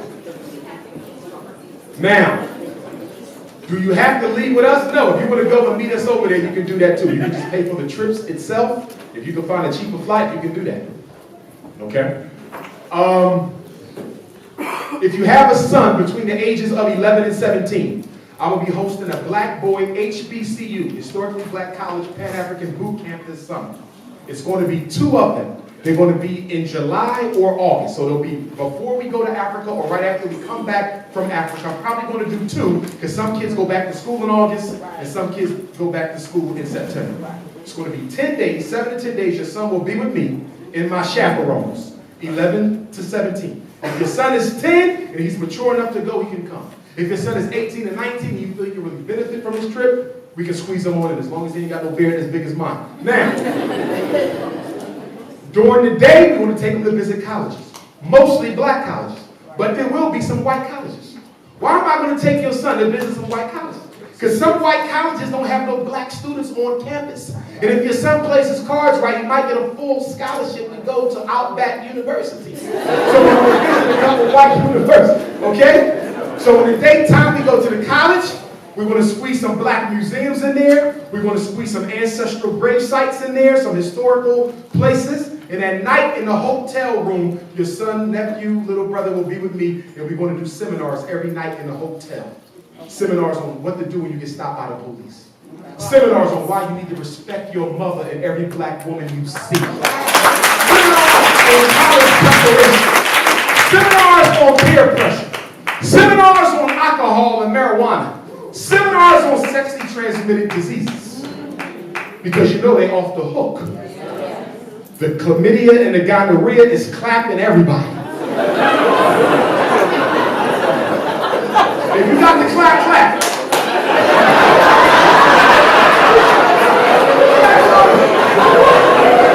Everybody clap. Clap on. Clap on. So, I have a lot to talk to your sons about. So if you got a nephew, little brother, now some of y'all going to ask me the question, Dr. Johnson, is this only for boys who are going down the wrong path? No. It's for all black boys. You may have a straight A student with a perfect SAT score. He needs to come and get his acculturation. Because a lot of them straight A black boys, if we don't make them culture sound, they will be with white women. They'll be selling out their community. So bring them straight A boys. Okay? Now, some of the sisters are going to ask me the question. Ladies, you know I love y'all. We will have girls on the tour next year. Okay. The reason I'm not doing girls this year is because you know when you bring that masculine and feminine energy together, especially during the teenage years, it's going to be some thirst.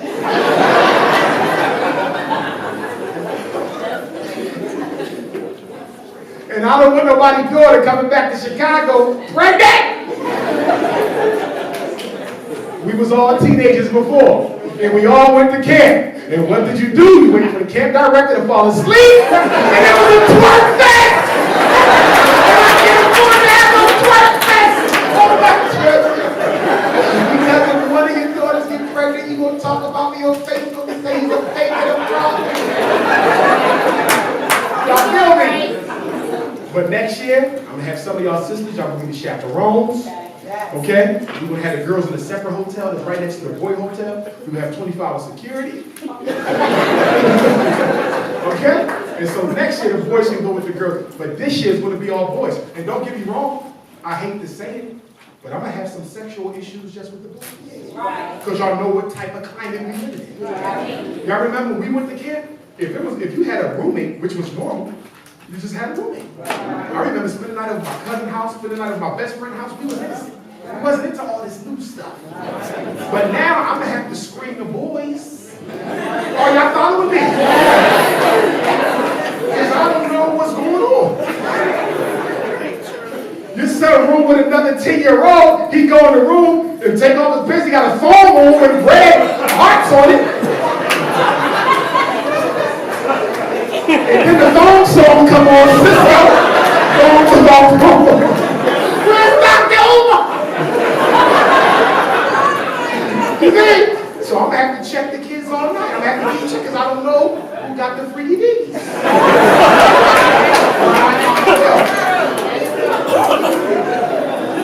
When we was in camp, they would put an older boy with a younger boy to be the mentor, right? The role model, not mentor, but the role model. You know, so you can, you 11, he's 16, bring him up. Can't do that. Take advantage of him sexually. So, it's going to be, it's hard now. So, they done messed the whole game up. And now there's a law now, they're trying to pass a law for the colleges. I don't know if y'all heard about it. They're trying to pass a law now where all the showers can only be single person shower. Now, for those of y'all who was in high school sports, we played football, basketball, we just took a shower. We was innocent. We wasn't thinking about no sodomy. But now with this whole new sodomy thing, they need individual showers, which means that's going to cost me more money because I'm going to have to construct individual showers at the school because they took away our boys' innocence from that. And y'all know what's going on here in Chicago, right? It's been all over the news. Y'all 5th grade sex ed curriculum in Chicago. They're teaching the 5th graders in Chicago how to use anal condoms. Yes. I got one of the worksheets. Y'all have to check into the schools and see what they're doing with your children. Why does my 5th grade daughter need to know about using a condom at all? Because I can teach her that as a father. father when the time comes. But I don't even see putting ideas in her head before she even thinking about that. And now they want to show you how to use an anal condom. They shouldn't be. It's sexy. That's why we got to pull them out of school. My son can't read, but you want to show him how to use anal condom. See that? My daughter can't count, but you want to teach her all this other anti-African behavior. And let me deal with that because I want to clarify myself. Because I'm no supporter of the LGBT movement. I'm not. But at the same time, I do not advocate hate nor harm to any African person, no matter what situation they're in. And I want to be clear about it. I want to be very clear about it. As a therapist who works with homosexual males, I know what they deal with, what they face, what they struggle with. So I would never want to laugh at, mock, or disrespect one of my brothers, because it's very difficult for them to live with that type of a mindset that they believe they were born with because they don't understand the trauma. So I would never mock or hurt nor harm, but I reserve the right to disagree with them. Because even though I know the brother practicing homosexuality, the sister practicing lesbianism, she's not a part of the New World Order, but you're still being used just the same. Just like the brother on the corner selling drugs, he don't work for the United States government, but by virtue of his behavior, he's being used just the same. Brothers and sisters, homosexuality is birth control for black people.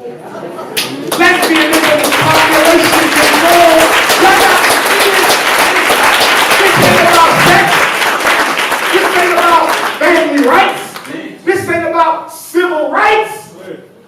If I can make a whole generation of black boys not be interested in laying with black girls, our ancestors will never reincarnate. This is killing the family tree. That's why we against it. I don't hate you, black man. You my brother. You just confused right now. But I don't hate you. But don't ask me to co-sign that. Because to co-sign that is to co-sign the white supremacy who's financing your move.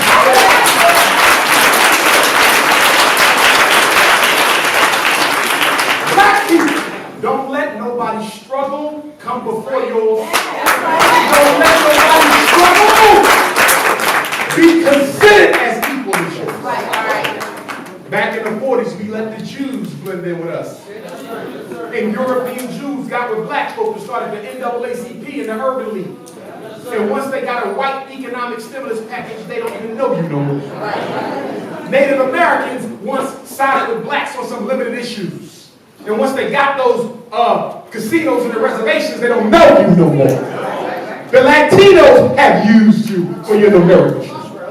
And now the LGBTs, my God, they rap. And now the LBGTs want to use you. Do you know that there was homosexual slave masters who would sodomize heterosexual black males against their will? Do you know that one of the major crimes in slavery was the sodomization of black males by a slave master? And you want me to co-sign something that's been used as a badge of shame for black men since we got here?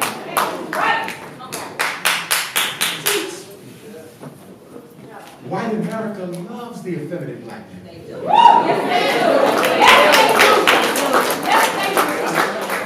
And I hate to say it. But the effeminate black male hates the heterosexual black man. There's a jealousy towards us because we didn't pay them. There's a jealousy towards the black man with swagger because despite all the hell you get, you still got your pen dangling. There's a hate for a black man who is still proud to be a man in the fullest definition of the word, when so many other black men are trading in their trousers for panties. I'm just being honest here. But I know a little way we can remix this whole LBGT thing. The black version. I ain't got nothing to do with the white version. And that's another thing. Because white people stay wanting to interview me about some LBGT. We cannot have an equalitarian conversation. Because this is a natural part of your culture.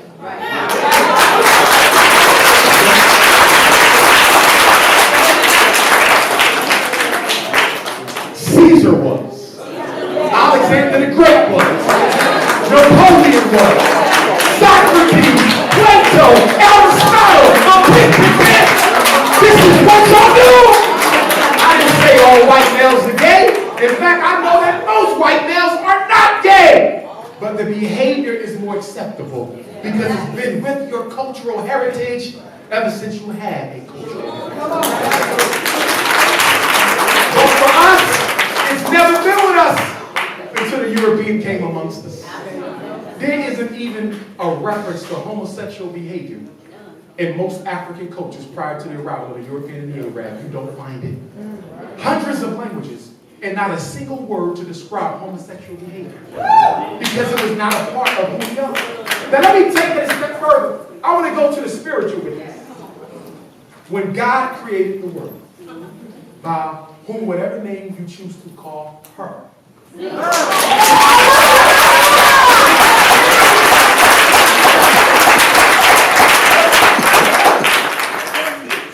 when she created the world, in the masculine and the feminine principle which are equal.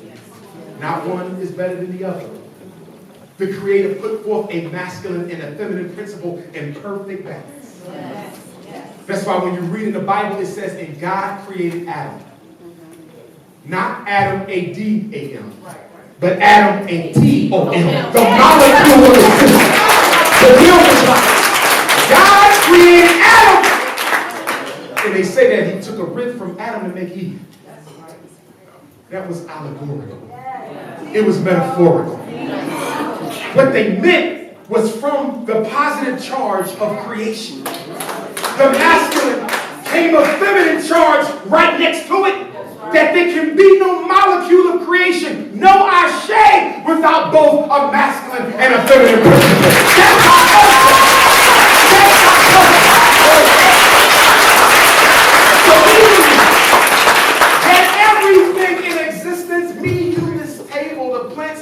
our babies at home are infused with both the masculine and the feminine energy. Because for every male you have a female, for every north you have a south. For every positive charge you have a negative charge. And when we talk about the negative charge, we are not calling the black woman negative. In scientific terminology, the negative charge is the pole that receives the energy.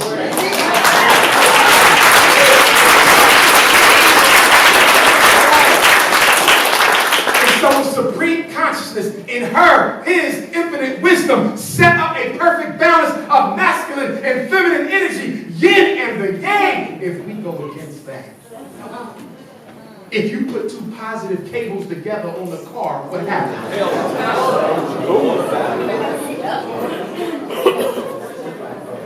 We be going to your cemetery.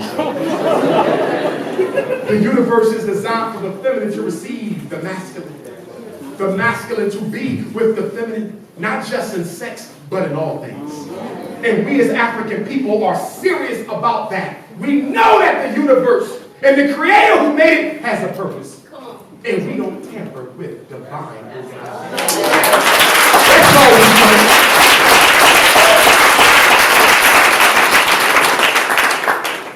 we don't hate you. In fact, we know many of you just confused. We got little kids in 4th grade talking about I'm gay. Can't even spell it.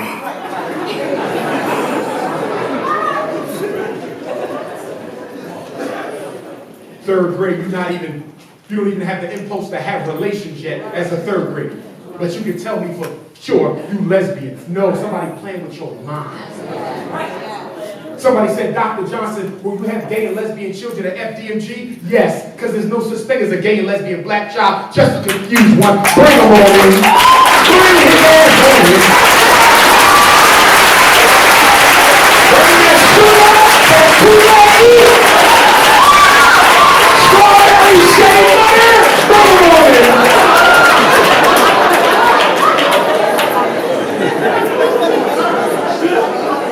So what do you want to do, Dr. Johnson? You're going to tell him that he can't be gay? No. I don't do that in therapy. Number one, it's illegal, but I wouldn't do it anyway. All I have to do is bring him into the knowledge of himself. And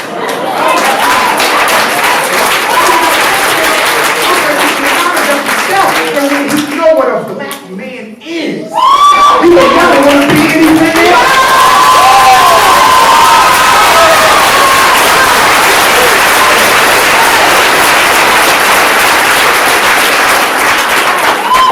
And when that tough and masculine. When the sisters spare, get done with her, teaching her how to bring reverence to her womb. She is never going to be anything else but a goddess again.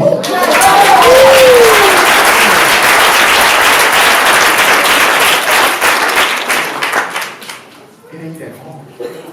But I'll tell you something else I've noticed. Working with my lesbian girls in the high school, you know, I do little groups with the traumatized ladies, and a lot of them end up becoming sexually confused by virtue of the rape and the molestation. But I noticed there's something that goes on now. Every once in a while, when a masculine brother walks in, they get a little shock.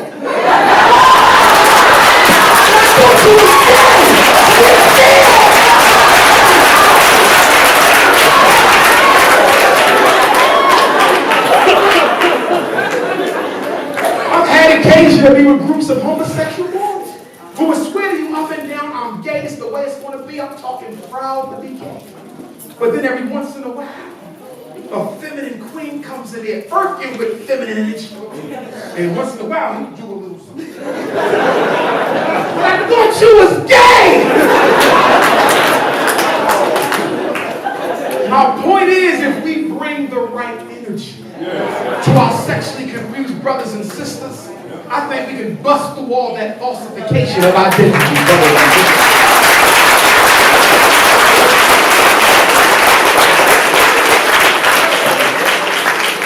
We're against the homosexuality because it discriminates against black females.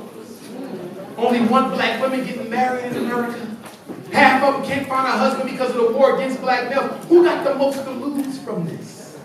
Black women. And I know black women don't say it, but I know y'all tired of this whole tenderizer movement going on. And y'all ready for a real man.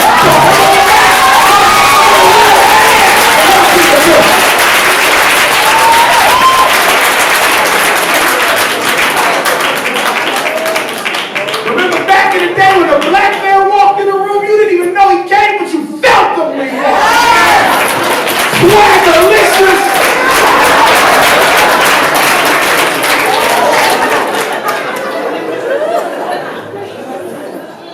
Yeah, everybody wants skinny jeans. There will be no skinny jeans at my store.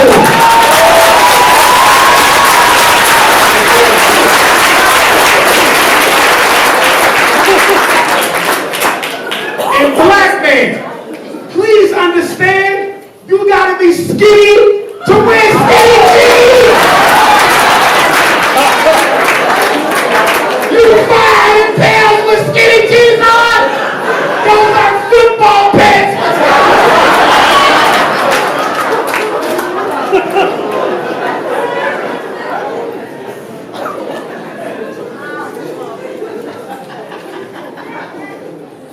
I want to get to the children and I want to wrap it up. But I want to say this. We're working on a full-color magazine called Unapologetically African.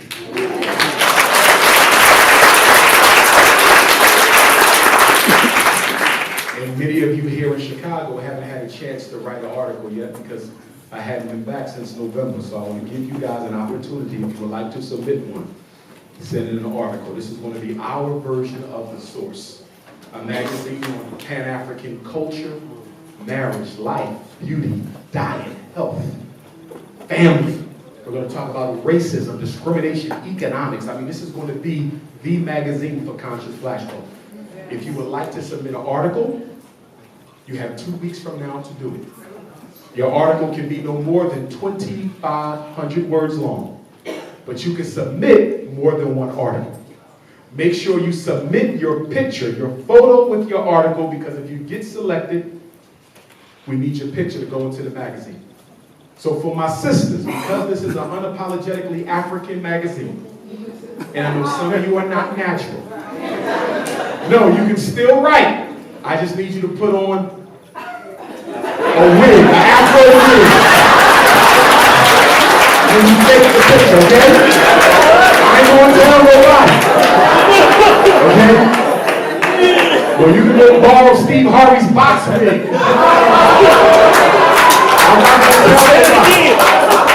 Okay? But I need you to look natural with your article. Okay? And you can buy Afro wig, right? Yes. Okay. So there you go. Your article could be on anything you think is relevant to black people. It doesn't have to be some deep, philosophical, conscious, intellectual thing. You might just want to talk about life as a single mother in Chicago. Right. You might want to talk about being an unemployed black man trying to better yourself. You might want to submit a piece of poetry. Some of y'all do spoken word. Your poetry can be your submission. Right. Some of you might want to submit a piece of artwork. Your artwork can be your submission. Some of you might want to do a book review. Some of you might want to do a review about empire and the impact it's going to have on the thinking of black children. Your article can be about anything. Some of you sisters do natural hair. You might want to do an article on natural hair care tips. Or maybe for the sisters who had too much perm, how they can get the Kojak out and grow the natural Kojak. Okay? It can be anything that's beneficial. If you're a breastfeeding mother, you might want to write an article for sisters who breastfeed, having trouble getting that lactate. Maybe there's some herbs that they can take to let the nourishment come through for the babies. Okay? So the article can be on anything that you want, and you can submit as many articles as you like. And if you don't get selected for the first magazine, it's going to be coming out quarterly, then you will probably more than likely get selected for the next one. Okay? And remind you, I travel all over the world. So this magazine will be global. So for those of you who like to write and never wrote, you've been procrastinating, this is your opportunity to get your article, your piece of artwork read by Africans all over the world. Okay, so this is your chance. Who do you email it to? You want to email that to Umar the Psychologist at Yahoo. I got different emails for different things. Resumes is fdmgresumes@gmail. Unapologetically African magazine articles is Umar the Psychologist at yahoo.com. My personal email, Dr. Umar Johnson at yahoo.com. Okay, but I want your articles. So that's the magazine. We talked about the Africa trip. I should have that information by Monday. The Black Boy College Tour, you will be able to register for that at drumarhbcutours.com. drumarhbcutours.com. That's where you register your son, and registration should be up in about 1 week. If any of you know of a black-owned tour bus company, black folk who got their own bus and it got on wheels on it, and the bathroom does not say out of order. I'm serious, because I once took a trip when I was Black Student Union president in college, and I signed up with this black tour bus. I couldn't believe they brought that bus to my college. I mean, it wasn't even a bus. It was like a bus or something. I don't know what it was. But if any of y'all know a black person with a bus, tour bus, it ain't got to be the best looking thing. It just got to be respectable. So when parents see it, they don't mind their son getting on it.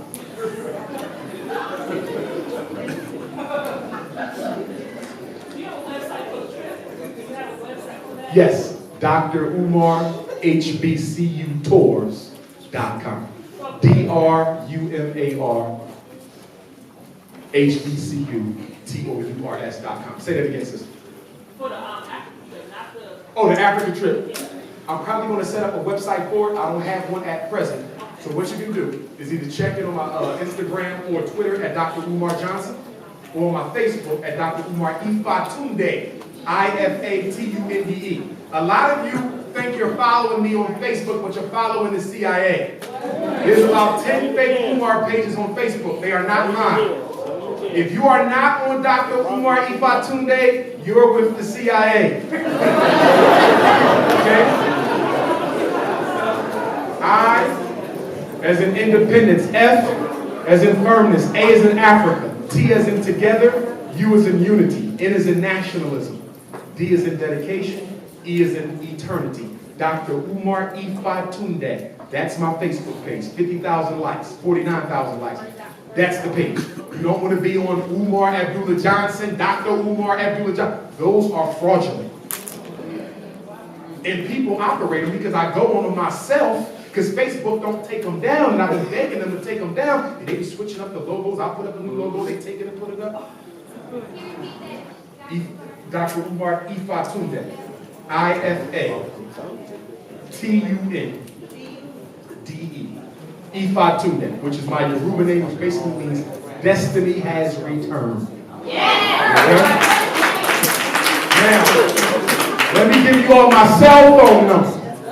In case you gotta text me for the Tuesday morning call, you wanna text me to check in to see whether or not the Africa trip is ready, whether I got your magazine article, can you register your son for the Black Boy College Tour, what happened with the $900,000 school for sale. My cell number is 215-989.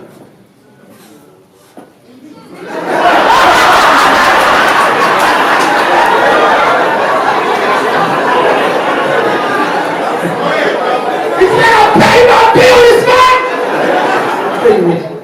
985. I'll repeat it twice more. 215-989-9858. Again. 215-989-9858. That's my cell. So if any of you need to be on that Tuesday morning call, text me for the call-in number. Okay, 6 to 8. Do me a favor. When you call the Tuesday morning call, mute your telephone. We so ghetto.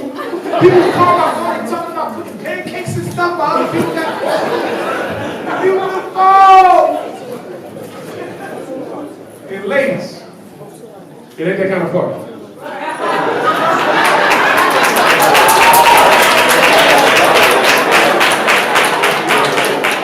So don't be sending me that out when you see electronic.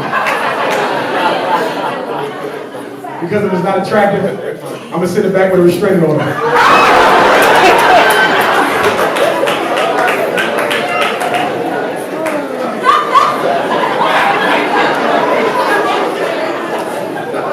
I'm working on the book for the sisters too.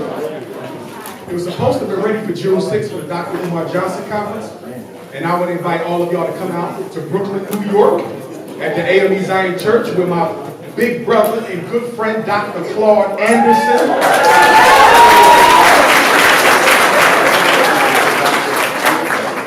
Our good, conscious, super producer from the music industry, David Banner. And yours truly, we'll be doing a triple lecture in Brooklyn, the Dr. Umar Johnson Conference, celebrating 10 years of Team Pan-African and 150 years since the end of slavery. You can get your tickets on my Eventbrite page, which is princeofpanafricanism.eventbrite.com. princeofpanafricanism.eventbrite.com. Pan-Africanism is spelled with a K, not a C. If you're going to New York, get your hotel room early because there's a lot of people coming out and they get them hotel rooms. If you come into New York, I would recommend that you get a hotel room in Newark, New Jersey. Right outside of New York, it's going to be a whole lot cheaper because it's Jersey. If you get a hotel in Brooklyn or Manhattan, Queens, they might be a little pricey. You might catch a good deal though, so first try. But to be honest with you, me personally, I stay in Jersey, North Jersey when I'm in New York because the hotel prices, unless y'all get like 6 of y'all just share king bed together.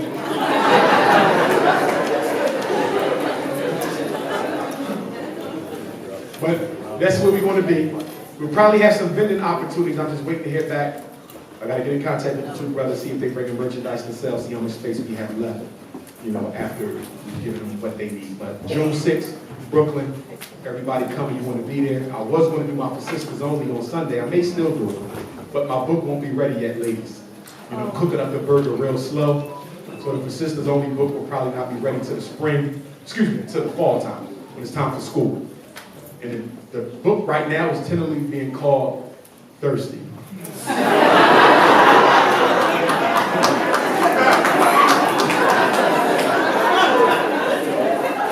Mistakes black women make dealing with brothers. And I'm doing one for the teenage girls too. Puppy Love? Yes. And that one will be called Young Thirsty. And somebody told me to do one for the older sister. She said it, not me! She said it! Please reverse!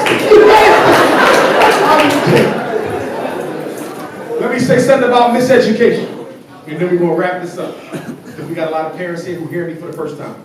Let me give you some of the rules of the game. Number 1, never sign no paperwork you don't understand. Number 2, never make the school force you to sign paperwork on the spot. That is very disrespectful. You're talking to a principal as well as a school psychologist. If you walk into my school and I give you a paper saying we need this signed now, do you know what I'm doing?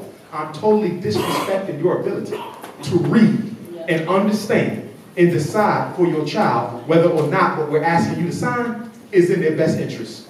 Never sign on site. Tell them I will read it. And if I agree with it, you will get it tomorrow morning. I will bring it or I will send it by way of my child. But I do not sign anything without reading it, especially in schools.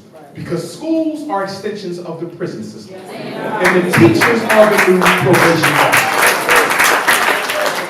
Rule number 4. They cannot make your child say the Pledge of Allegiance. The U.S. courts have already decided on this years ago. But I'm still getting phone calls from black parents talking about the teacher made my son say the pledge. That's illegal. If she ever makes your son say the Pledge of Allegiance, you need to write a letter of complaint to President Obama, the United States Secretary of Education. Already done it. Boo. And then you send it to the superintendent of school. They cannot make your son say the Pledge of Allegiance. Now, what I would tell my son, I want you to stand when they say it. Show respect to protect yourself in the school building. Because if you come off too arrogant, then they'll start targeting yourself in the street. Are y'all following me? So stand, yes. Pledge it? No. I don't think a black child should be pledging a flag anyway. I just said it was different.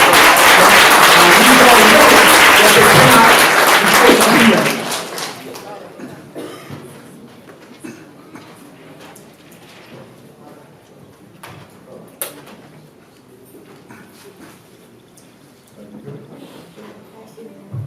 Rule number 4, do not ever sign permission for your child to be evaluated unless you believe that there is something wrong that is not the result of the fact that your child is lazy and that you are not participating in the academic life the way you should be. Listen, if you think the child is autistic, get an eval.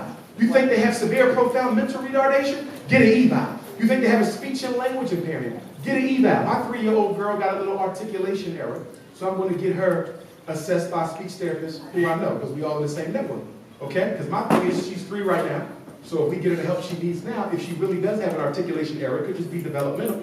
She can get that therapy, speech therapy from now on, so when she starts kindergarten, she good. I'm not in denial about it, okay? If Dr. Umar Johnson's daughter got an articulation error, then so be it. You got it. So if speech is real, if the child needs it. But you got to be careful with speech, because a lot of charter schools are saying your children got speech impairments so they can get the special ed money, and nothing's wrong with your child, okay? If you think the child is deaf or blind, get them the evaluation. Nothing wrong with that. But that learning disability, that's somebody's opinion. That can't be proven. ADHD, ain't no daddy at home disorder? That's somebody's opinion. That can't be proven. That's right, ain't no daddy at home disorder. That's all it is. You don't need no Hillary, you don't need no analog, you don't need no concern, no sacrifice, no meditate, no Risperdal. All he needs is a mother or a father who will teach their boy how to act. That is it. They need love, not drugs.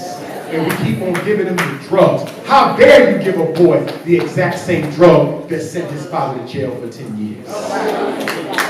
Black men sell it on the corner, they call it crack. They give it to your son in a bottle, they call it Ritalin. They sell it on the corner, they call it heroin. Give it to your son, they call it Metadine. Sell it on the corner, they call it opium. Give it to your son, they call it Concerta. Are you out of your mind? If drugs are bad, they're bad for everybody. Stop giving chemicals to your son. You see the criteria for ADHD? Is regular childhood behavior. Can't pay attention. Loses things necessary to get his work done. Blurts out answers. Is often on the go. Driven by a motive. That's me every day. Most of us was that. You don't let them, you know what they done, y'all? Because schools are run by females. Yes. Black and white. Because schools are ran by females. In order for a black boy to be successful, he almost has to assume the disposition of a female child. And when you cannot act like a girl because you're a boy, they call you disorder. And so what they have done in America is that they have made being a boy a disease. And that is why we need our own schools. In my school, we're going to have some sisters said, well, Dr. Umar, when you open a boys' school, are you going to have women teachers? Of course. Remember, balance of all things. The school may be for boys, but some of the boys ain't got no mothers. Some of the boys ain't got good relationships with their mother. So they got to have an equal amount of masculine and feminine energy at the school. So ladies, yes, you will be working at FDMG. Just don't be dating my students like they be doing in Chicago. In Detroit public school. In Philly, in Houston, in LA, they do it all over the place. But most of the dating, most of the teacher-student dating ain't even done in the hood. It's done in the suburbs. Because teachers don't get regular psychological evaluation. You're not even required to get a psyche eval to get hired. So you get hired your first year. By your 30th year, you crazy as a bedbug. But you never get screened ever again. I'll give you something else. When you get hired as a teacher, you got to put in your criminal abuse record, right? Your child abuse record. Do you realize in most school districts, a teacher is never asked again for an updated criminal or child abuse record? So you can theoretically be a teacher, have molested 20 kids. It can be on your record and keep your job because the school district never checks again after you did. At FDMG, you got to submit one every year. And then I'm going to do my own screening with you.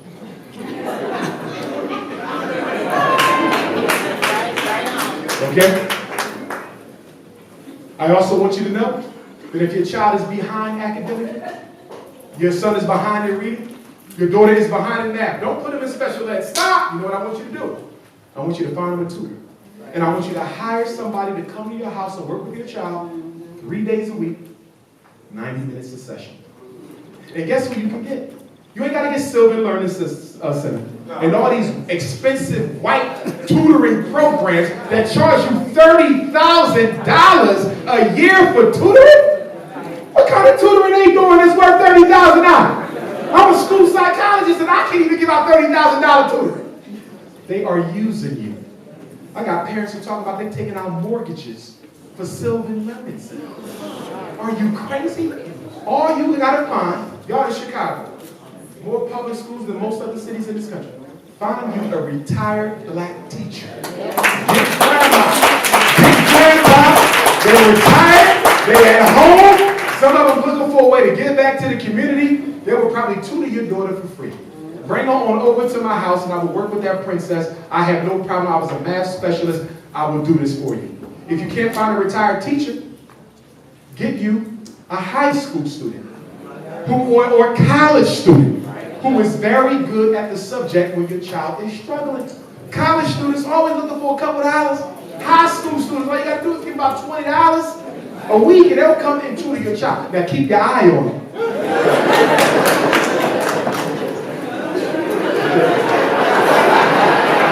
I'm just saying.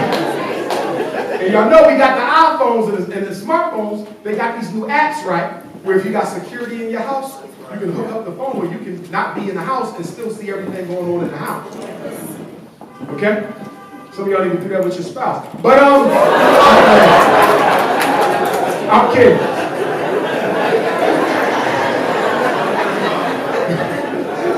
But my point is, you can get your child the help they need and hardly spend any money. And let me go a little bit deeper. You can improve a child's academic skill grade, an academic grade level, 1 year in 6 weeks. Your son is on the 3rd grade level, he's in the 6th grade. You know what that means? 6, 12, 18. 18 weeks, which is only 4 months, I can have your son on grade level or better. Tutoring is 50 times better than special ed as an intervention. Stop putting them in special ed and get them a tutor. Because most black children in special ed are only there because they ain't been taught at the previous grade level. So if you know the problem is the fact that they haven't been taught appropriately, get them the appropriate education. And for my homeschool parents, if you're going to homeschool your child, you need to be disciplined at your craft. If you got a high school student homeschool and you don't know that high school algebra, you don't know that calculus and that bio, then you're going to have to reach out and get some resources to help you. Otherwise, you miseducate your child, just like the high school. Just like the high school. And when you homeschool, you got to come up with some decisions. What textbooks are you going to use? What curriculum are you going to follow? Is your homeschool going to be year-round, 12 months? Is it going to be on a 10-month public school year calendar? How many hours a day are you going to homeschool your child? 4, 6, 8, and most important, 2 things. Do you have a curriculum calendar?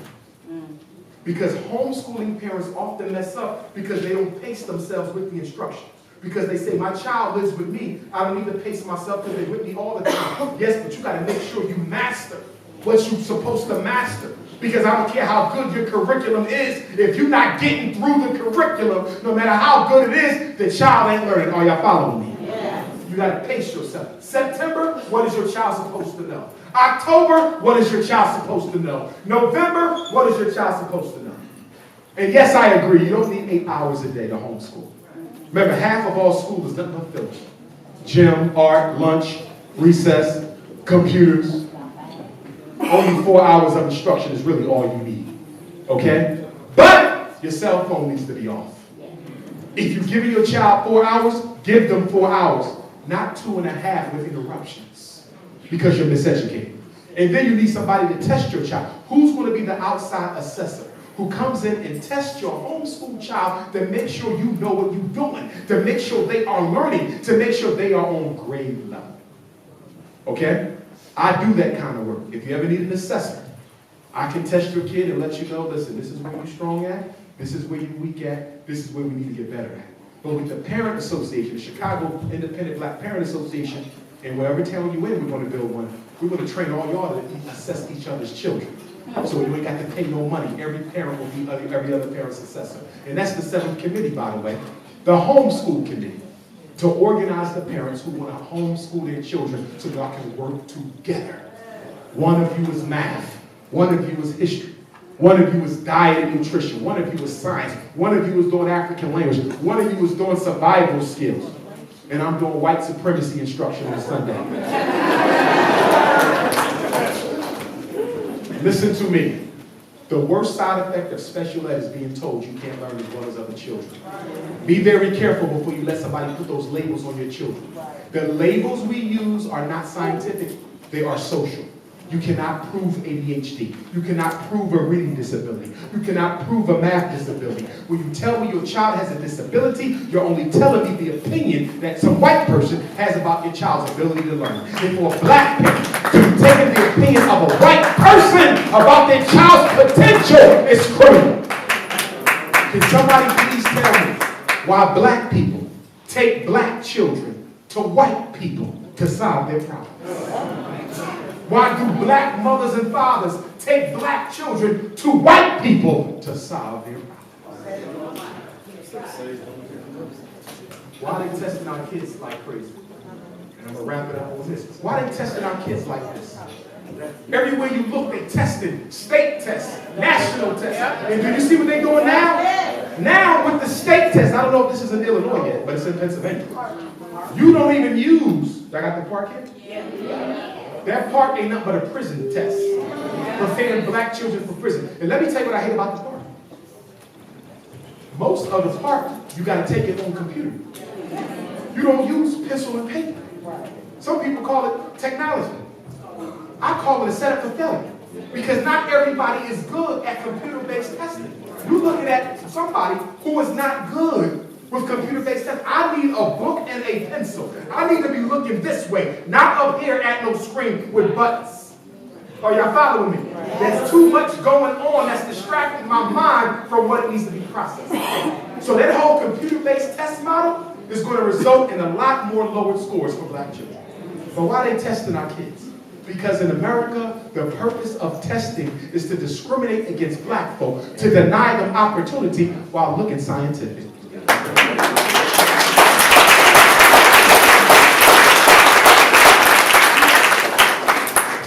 can go on the computer and change something now. What is the relationship between your child's LSAT score and what is the relationship between an MCAT score and your ability to do well in medical school? What's the relationship between the SAT score and your ability to do well in high school? What was my relationship between my graduate record exam GRE score and my ability to get my doctorate? Do you know the relationship, parents, between the test score and your child's ability is almost a perfect zero? If you don't believe me, go do the research. It's almost a perfect zero. No predictive validity. So why are they still giving these tests? Because the tests are the new Jim Crow signs. The state test, the IQ test, do the same thing Jim Crow laws used to do. The only difference is they use numbers instead of letters. In 1960, no color allowed.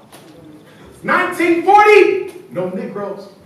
2015, if you don't have at least a 2400, you can't come in here. Yes. Yep. If you don't have at least a 3.5, you can't apply here. Do you see what they're doing? All they do is look for the number at which black kids are not likely to achieve. Make that the cutoff. And you keep all the black kids out of the University of Chicago. And when black folks claim racism, all you guys say is, well, it ain't our fault. They didn't score higher. But who made the score? Who set the standard? The white folks did to deny opportunity to black people.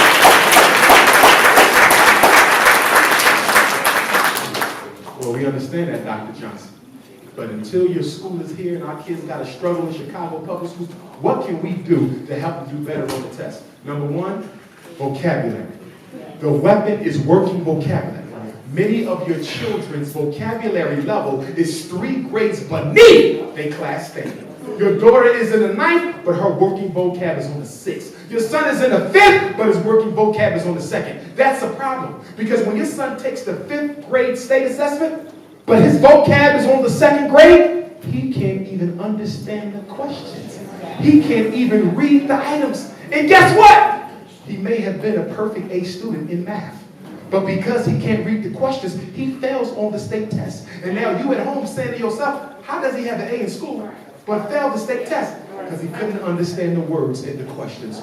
Y'all children have to read. They should be reading a book a week on top of what the student asks them to do.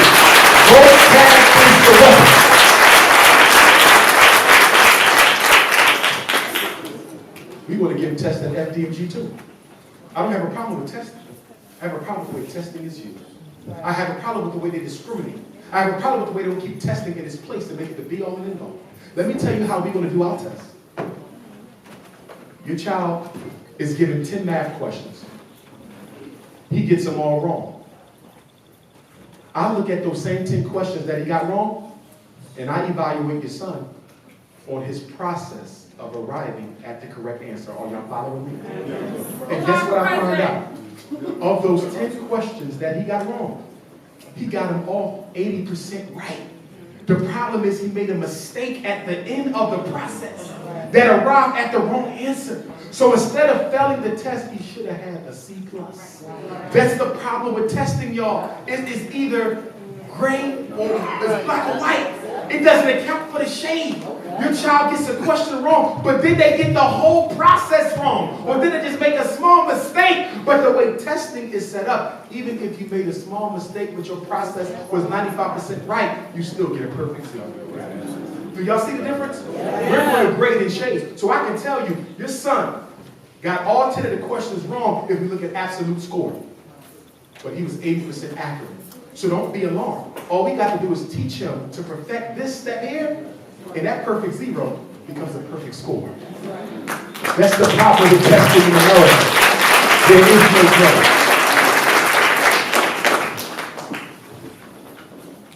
I want to close with this last comment on the Atlanta teacher scandal.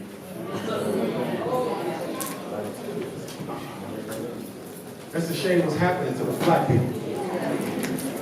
Not to mention that I heard half of them were not even a part or a party to the cheating. They were just present.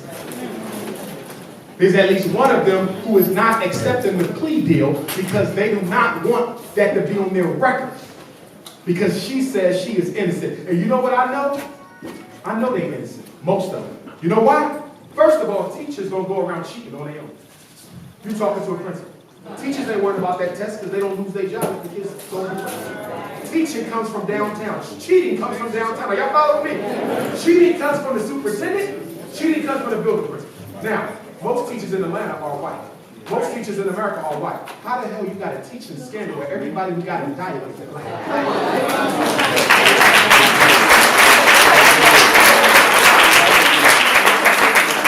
And then you got black people. I'm talking about, yeah, they should go to jail for the rest of their life. Excuse me. You got grown men called police killing black boys in the street and don't do a day in jail time.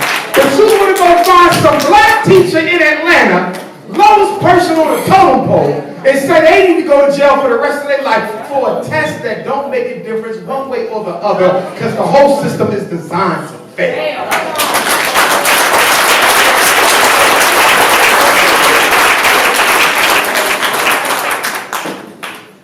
In conclusion, I want to say, brothers and sisters, that we got to keep on fighting. It ain't going to get easier. It's going to get tougher. But one thing we know about any breakthrough, spiritual breakthrough, intellectual breakthrough, before the sun rises, you experience your deepest darkness. And so we got to hang in there. Obama is leaving office in another year, even though he was no blessing to us. Because we celebrated him, we have to get ready for the backlash that's going to come when the new president gets in office. Okay? I need y'all to pray more, but work after you pray. Meditate more. Black folk, we do not meditate enough. There's all kinds of meditations. You can do ancestor meditation, most high meditations, health meditations where you imagine your body in perfect health without no issues. Happiness meditations, self-control meditations. There's all types of meditations. And we need to start meditating 5 minutes in the morning, 5 minutes at night. Stretch it out to an hour. If you can get to a point where you can meditate for 1 hour without a single thought entering your mind, you are at a point where you can basically tap into God consciousness without you feeling. Why is meditating important? Because when you pray, you talk to God. When you pray, you give God all the requests. When you pray, you just unload all your baggage on God. But meditation is when you shut up for a change and let the universe speak to you. It don't speak with a verbal voice. Well, let me take that back. For some of y'all, it will. Because everybody in this audience has a certain power. There's 3 primary powers that we're gifted with. We all come into the world with at least one. Some of you got all 3, some got 2. Clairvoyance. Okay? That's the ability to see things before they happen, usually in your dreams. Your ancestors can talk to you in your dreams, because dream state is the closest to death. And every time you go to sleep, you go back to heaven. And that's when you get your order. So whenever you dream, you should write it down. Write your dreams down because it's normally a message. And every dream is a chapter in that message. And if you forgot your dream last month, you can't tie it to the dream you're going to have tonight. Write your dreams down.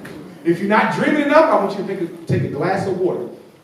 A glass of clean, crystal clear water and sit it next to your bed at night. Water is very spiritual. It can help unblock spiritual blocks if you're not getting your dreams from your ancestors. But you can never use that cup for anything other except the dream state. Same thing for your ancestral altar. The cup that you use to pour water to your dishes. Make sure you respect your living dead. Very important that we do that.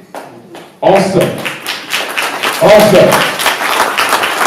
this will be my absolute last point.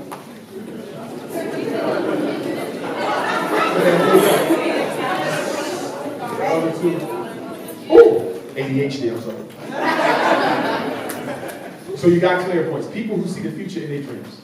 Clairsentience, people who can feel that something good or bad is about to happen. Are y'all following me? You ever get this feeling in your gut? Something ain't right with my son. Something ain't right with my mom. Something gonna happen bad today to somebody I know. I can just feel it. You have clairsentience. And you got to meditate to intensify that clairsentience because we need that in the struggle. We need you to be able to say, Dr. Umar, I know you're scheduled to do a lecture tonight, but you cannot do it. Why not? Because I had a feeling come over my body this morning when I heard you on the radio, and the feeling told me to tell you cannot speak tonight. This is real, y'all. This is real. We've had ancestors who were told not to go certain places at certain times and did not listen to the Spirit.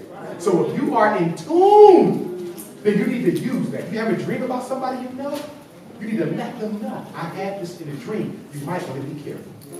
Okay? So you got clairvoyance, you can see it, clairsentience, you can feel it, and then you got clairaudience. People who can hear the voices. Now don't get me wrong, I don't want this gift. I don't think I can handle hearing that. But some of our schizophrenic brothers and sisters are not schizophrenic. They are getting ancestral messages, but they are so scared of the message they get that they get misdiagnosed as schizophrenic. Now some of y'all got all three of them. Some of y'all got two of them. But find out which one you got and vibrate and meditate on that energy and bring it forward. Absolute last thing I want to say tonight. In African spirituality, every year there's a reading that is done, a divination to the Most High, to determine which deities are going to rule the universe for that upcoming year. Well, when the reading was done in Ile-Ife, Nigeria, for this year, the Babalawo revealed that the two divinities that will rule 2015 are the divinities known as Shango and the divinities known as Oya. And I'm bringing this out because Shango is a warrior masculine energy. Oya is a warrior feminine energy. Shango is the masculine principle of reproduction, of leadership, of organization, of empire, of building, of confidence. Oya is also a warrior energy. She travels with the ancestors, which is no coincidence because this year is 150 years since slavery. So it only makes sense that Oya would be involved in ruling this year because the ancestors are coming back from the Urundas. This is the year they come back to help us right here. And if you're Christian or you're Muslim, if you read in your holy book, you will see it talks about spirit coming to fight with man. That's ancestral power. Oya is also the energy of the marketplace. She blesses businesses. Shango also deals with business. That means if you were thinking about starting a business, this is the time to do it.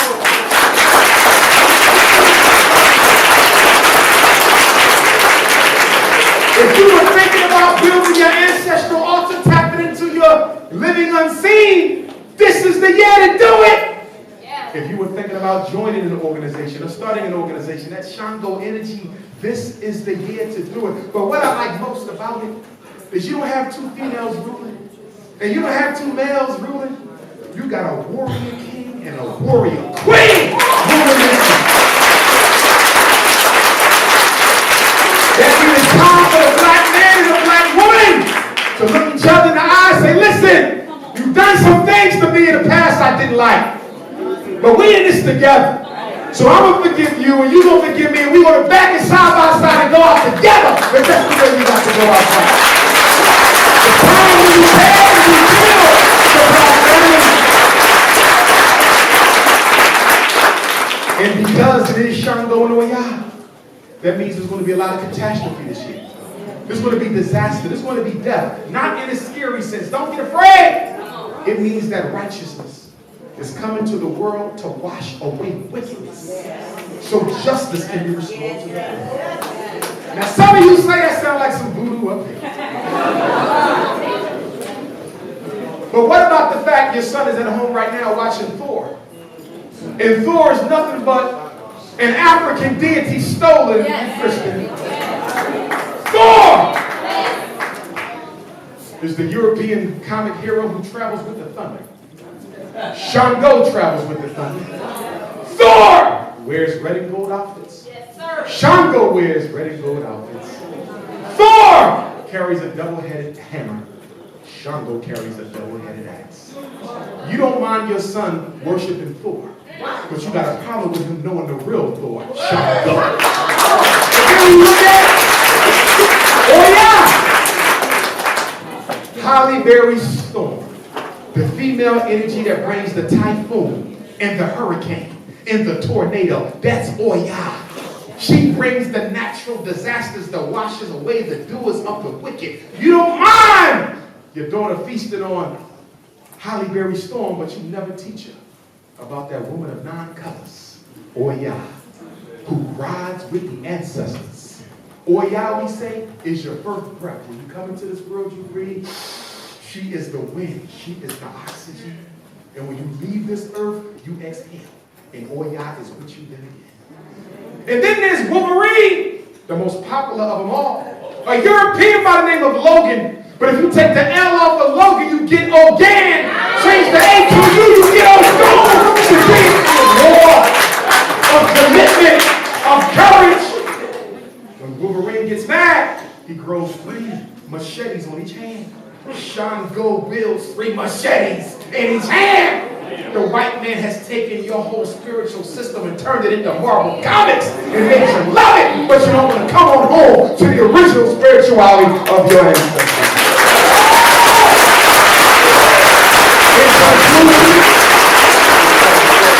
I want to say that when I'm done here, because it's so crowded here, we don't have room for a line. I'm going to go outside to the front of the church, and that's where I will sign books and take pictures. If you haven't had a chance to get my book, Psychoacademic Holocaust, the merchandise table is in that corner. There's some DVDs there, t-shirts, books, whatever you like. Buy something to show support, because I got to put up some money for the Black Boy College tour. We got to put up funds for the school itself and other things that I'm working on, the magazine and so forth and so on. So please buy something if you can. If you need to use a credit card, we can take a credit card as well. I want to leave you with a quote from my ancestor, Frederick Douglass, who said, "If there is no struggle, there is no progress. Those who profess to favor freedom and deprecate agitation are like men who want crops without plowing up the ground. They want the rain but can't stand the thunder or the lightning. They want the ocean but they're scared of the awful roar of its water." He said the struggle we have might be moral, or it might be physical, or it might be both moral and physical, but it must be a struggle. He said, for 20 years, I prayed on my knees to God for freedom. But the good Lord gave Frederick no freedom until I got up off my knees and prayed with my feet. He said, if you want respect, stop looking for pity. The man who pities you will never respect you. And a man who respects you has no need for pity. He said, man may not get everything he works for in this world, but you must certainly work for everything that you can. He said, but most of all, you remember that power concedes nothing without a demand. It never did and it never will. I want to call on my ancestors who walked in that front door with me today. Grandfather Belly, Grandma Selah, Grandma Jenny, Grandma Bessie, Grandpa Isaac, Grandma Young Betsy, who was so deep into slavery into Mississippi, snatched from her son, my great-great-great-grandfather Stephen Henry Belly, the brother of Frederick Douglass. I want to call on his wife, my great-great-great-grandma born into slavery, Grandma Caroline Wilson Belly, their firstborn son, my great-great-great-grandfather George Washington Belly, the nephew of Frederick Douglass and the first black public school teacher in Talbot County, Maryland. I want to call on Frederick Douglass and his wife Anna Murray Douglass, and their children Louis and Charles and Rosetta and Fred Jr. I want to call on my great-great-great-great-granduncle Alexander Wayman of the African Methodist Episcopal Church. I want to call on Grandma Caroline, Grandma Vivian, Grandpa Cicero from Cuba. I want to call on my uncle Clifford, who was murdered at the age of 18. I want to call on my grandpa James Johnson, who I met not too long before he passed. I want to call on great-great-grandma Gertrude, great-great-grandpa Charlie, great-grandma Curly, great-grandpa Robert, great-great-grandpa Robert, great-great-grandma Emma, great-great-grandma Delia, great-great-grandpa Isaac, great-grandma Eileen, great-grandpa William Thomas Tillman, Uncle Billy Jr. I want to call on my Uncle Eric, my cousin Nancy. I want to call on Dr. Leonis King, the black man who was on my doctoral committee, who taught me how to drive, who served as advisor to the Black Student Union. And right before he died, he sat on my committee and got me over the hump for my doctorate. That man didn't leave this earth until I got my paperwork. Rest in peace. I want to call on the original black man, James Family. I want to call on my big brother, Clifford Howard. I want to call on the ancestors who came to me the last week of July 2005 when I was in Goree Island. I'm going to call on the ancestors of Elmina Cave slave dungeon where we was at last summer. And I'm going to call on the ancestors of Elmina slave dungeon and the ancestors of slave grill. I'm going to call on the ones in the largest grave grill in the world, the Atlantic Ocean. I'm going to call on all of your ancestors here. The ones from your mama's mama and your mama's daddy. The ones from your daddy's mama and your daddy's daddy. All 4 of your rows, may they meet in your heart. I ask that all the ancestors come and take our prayers to the Most High God. Guaranteed that this year, 2015, will be the year of African redemption.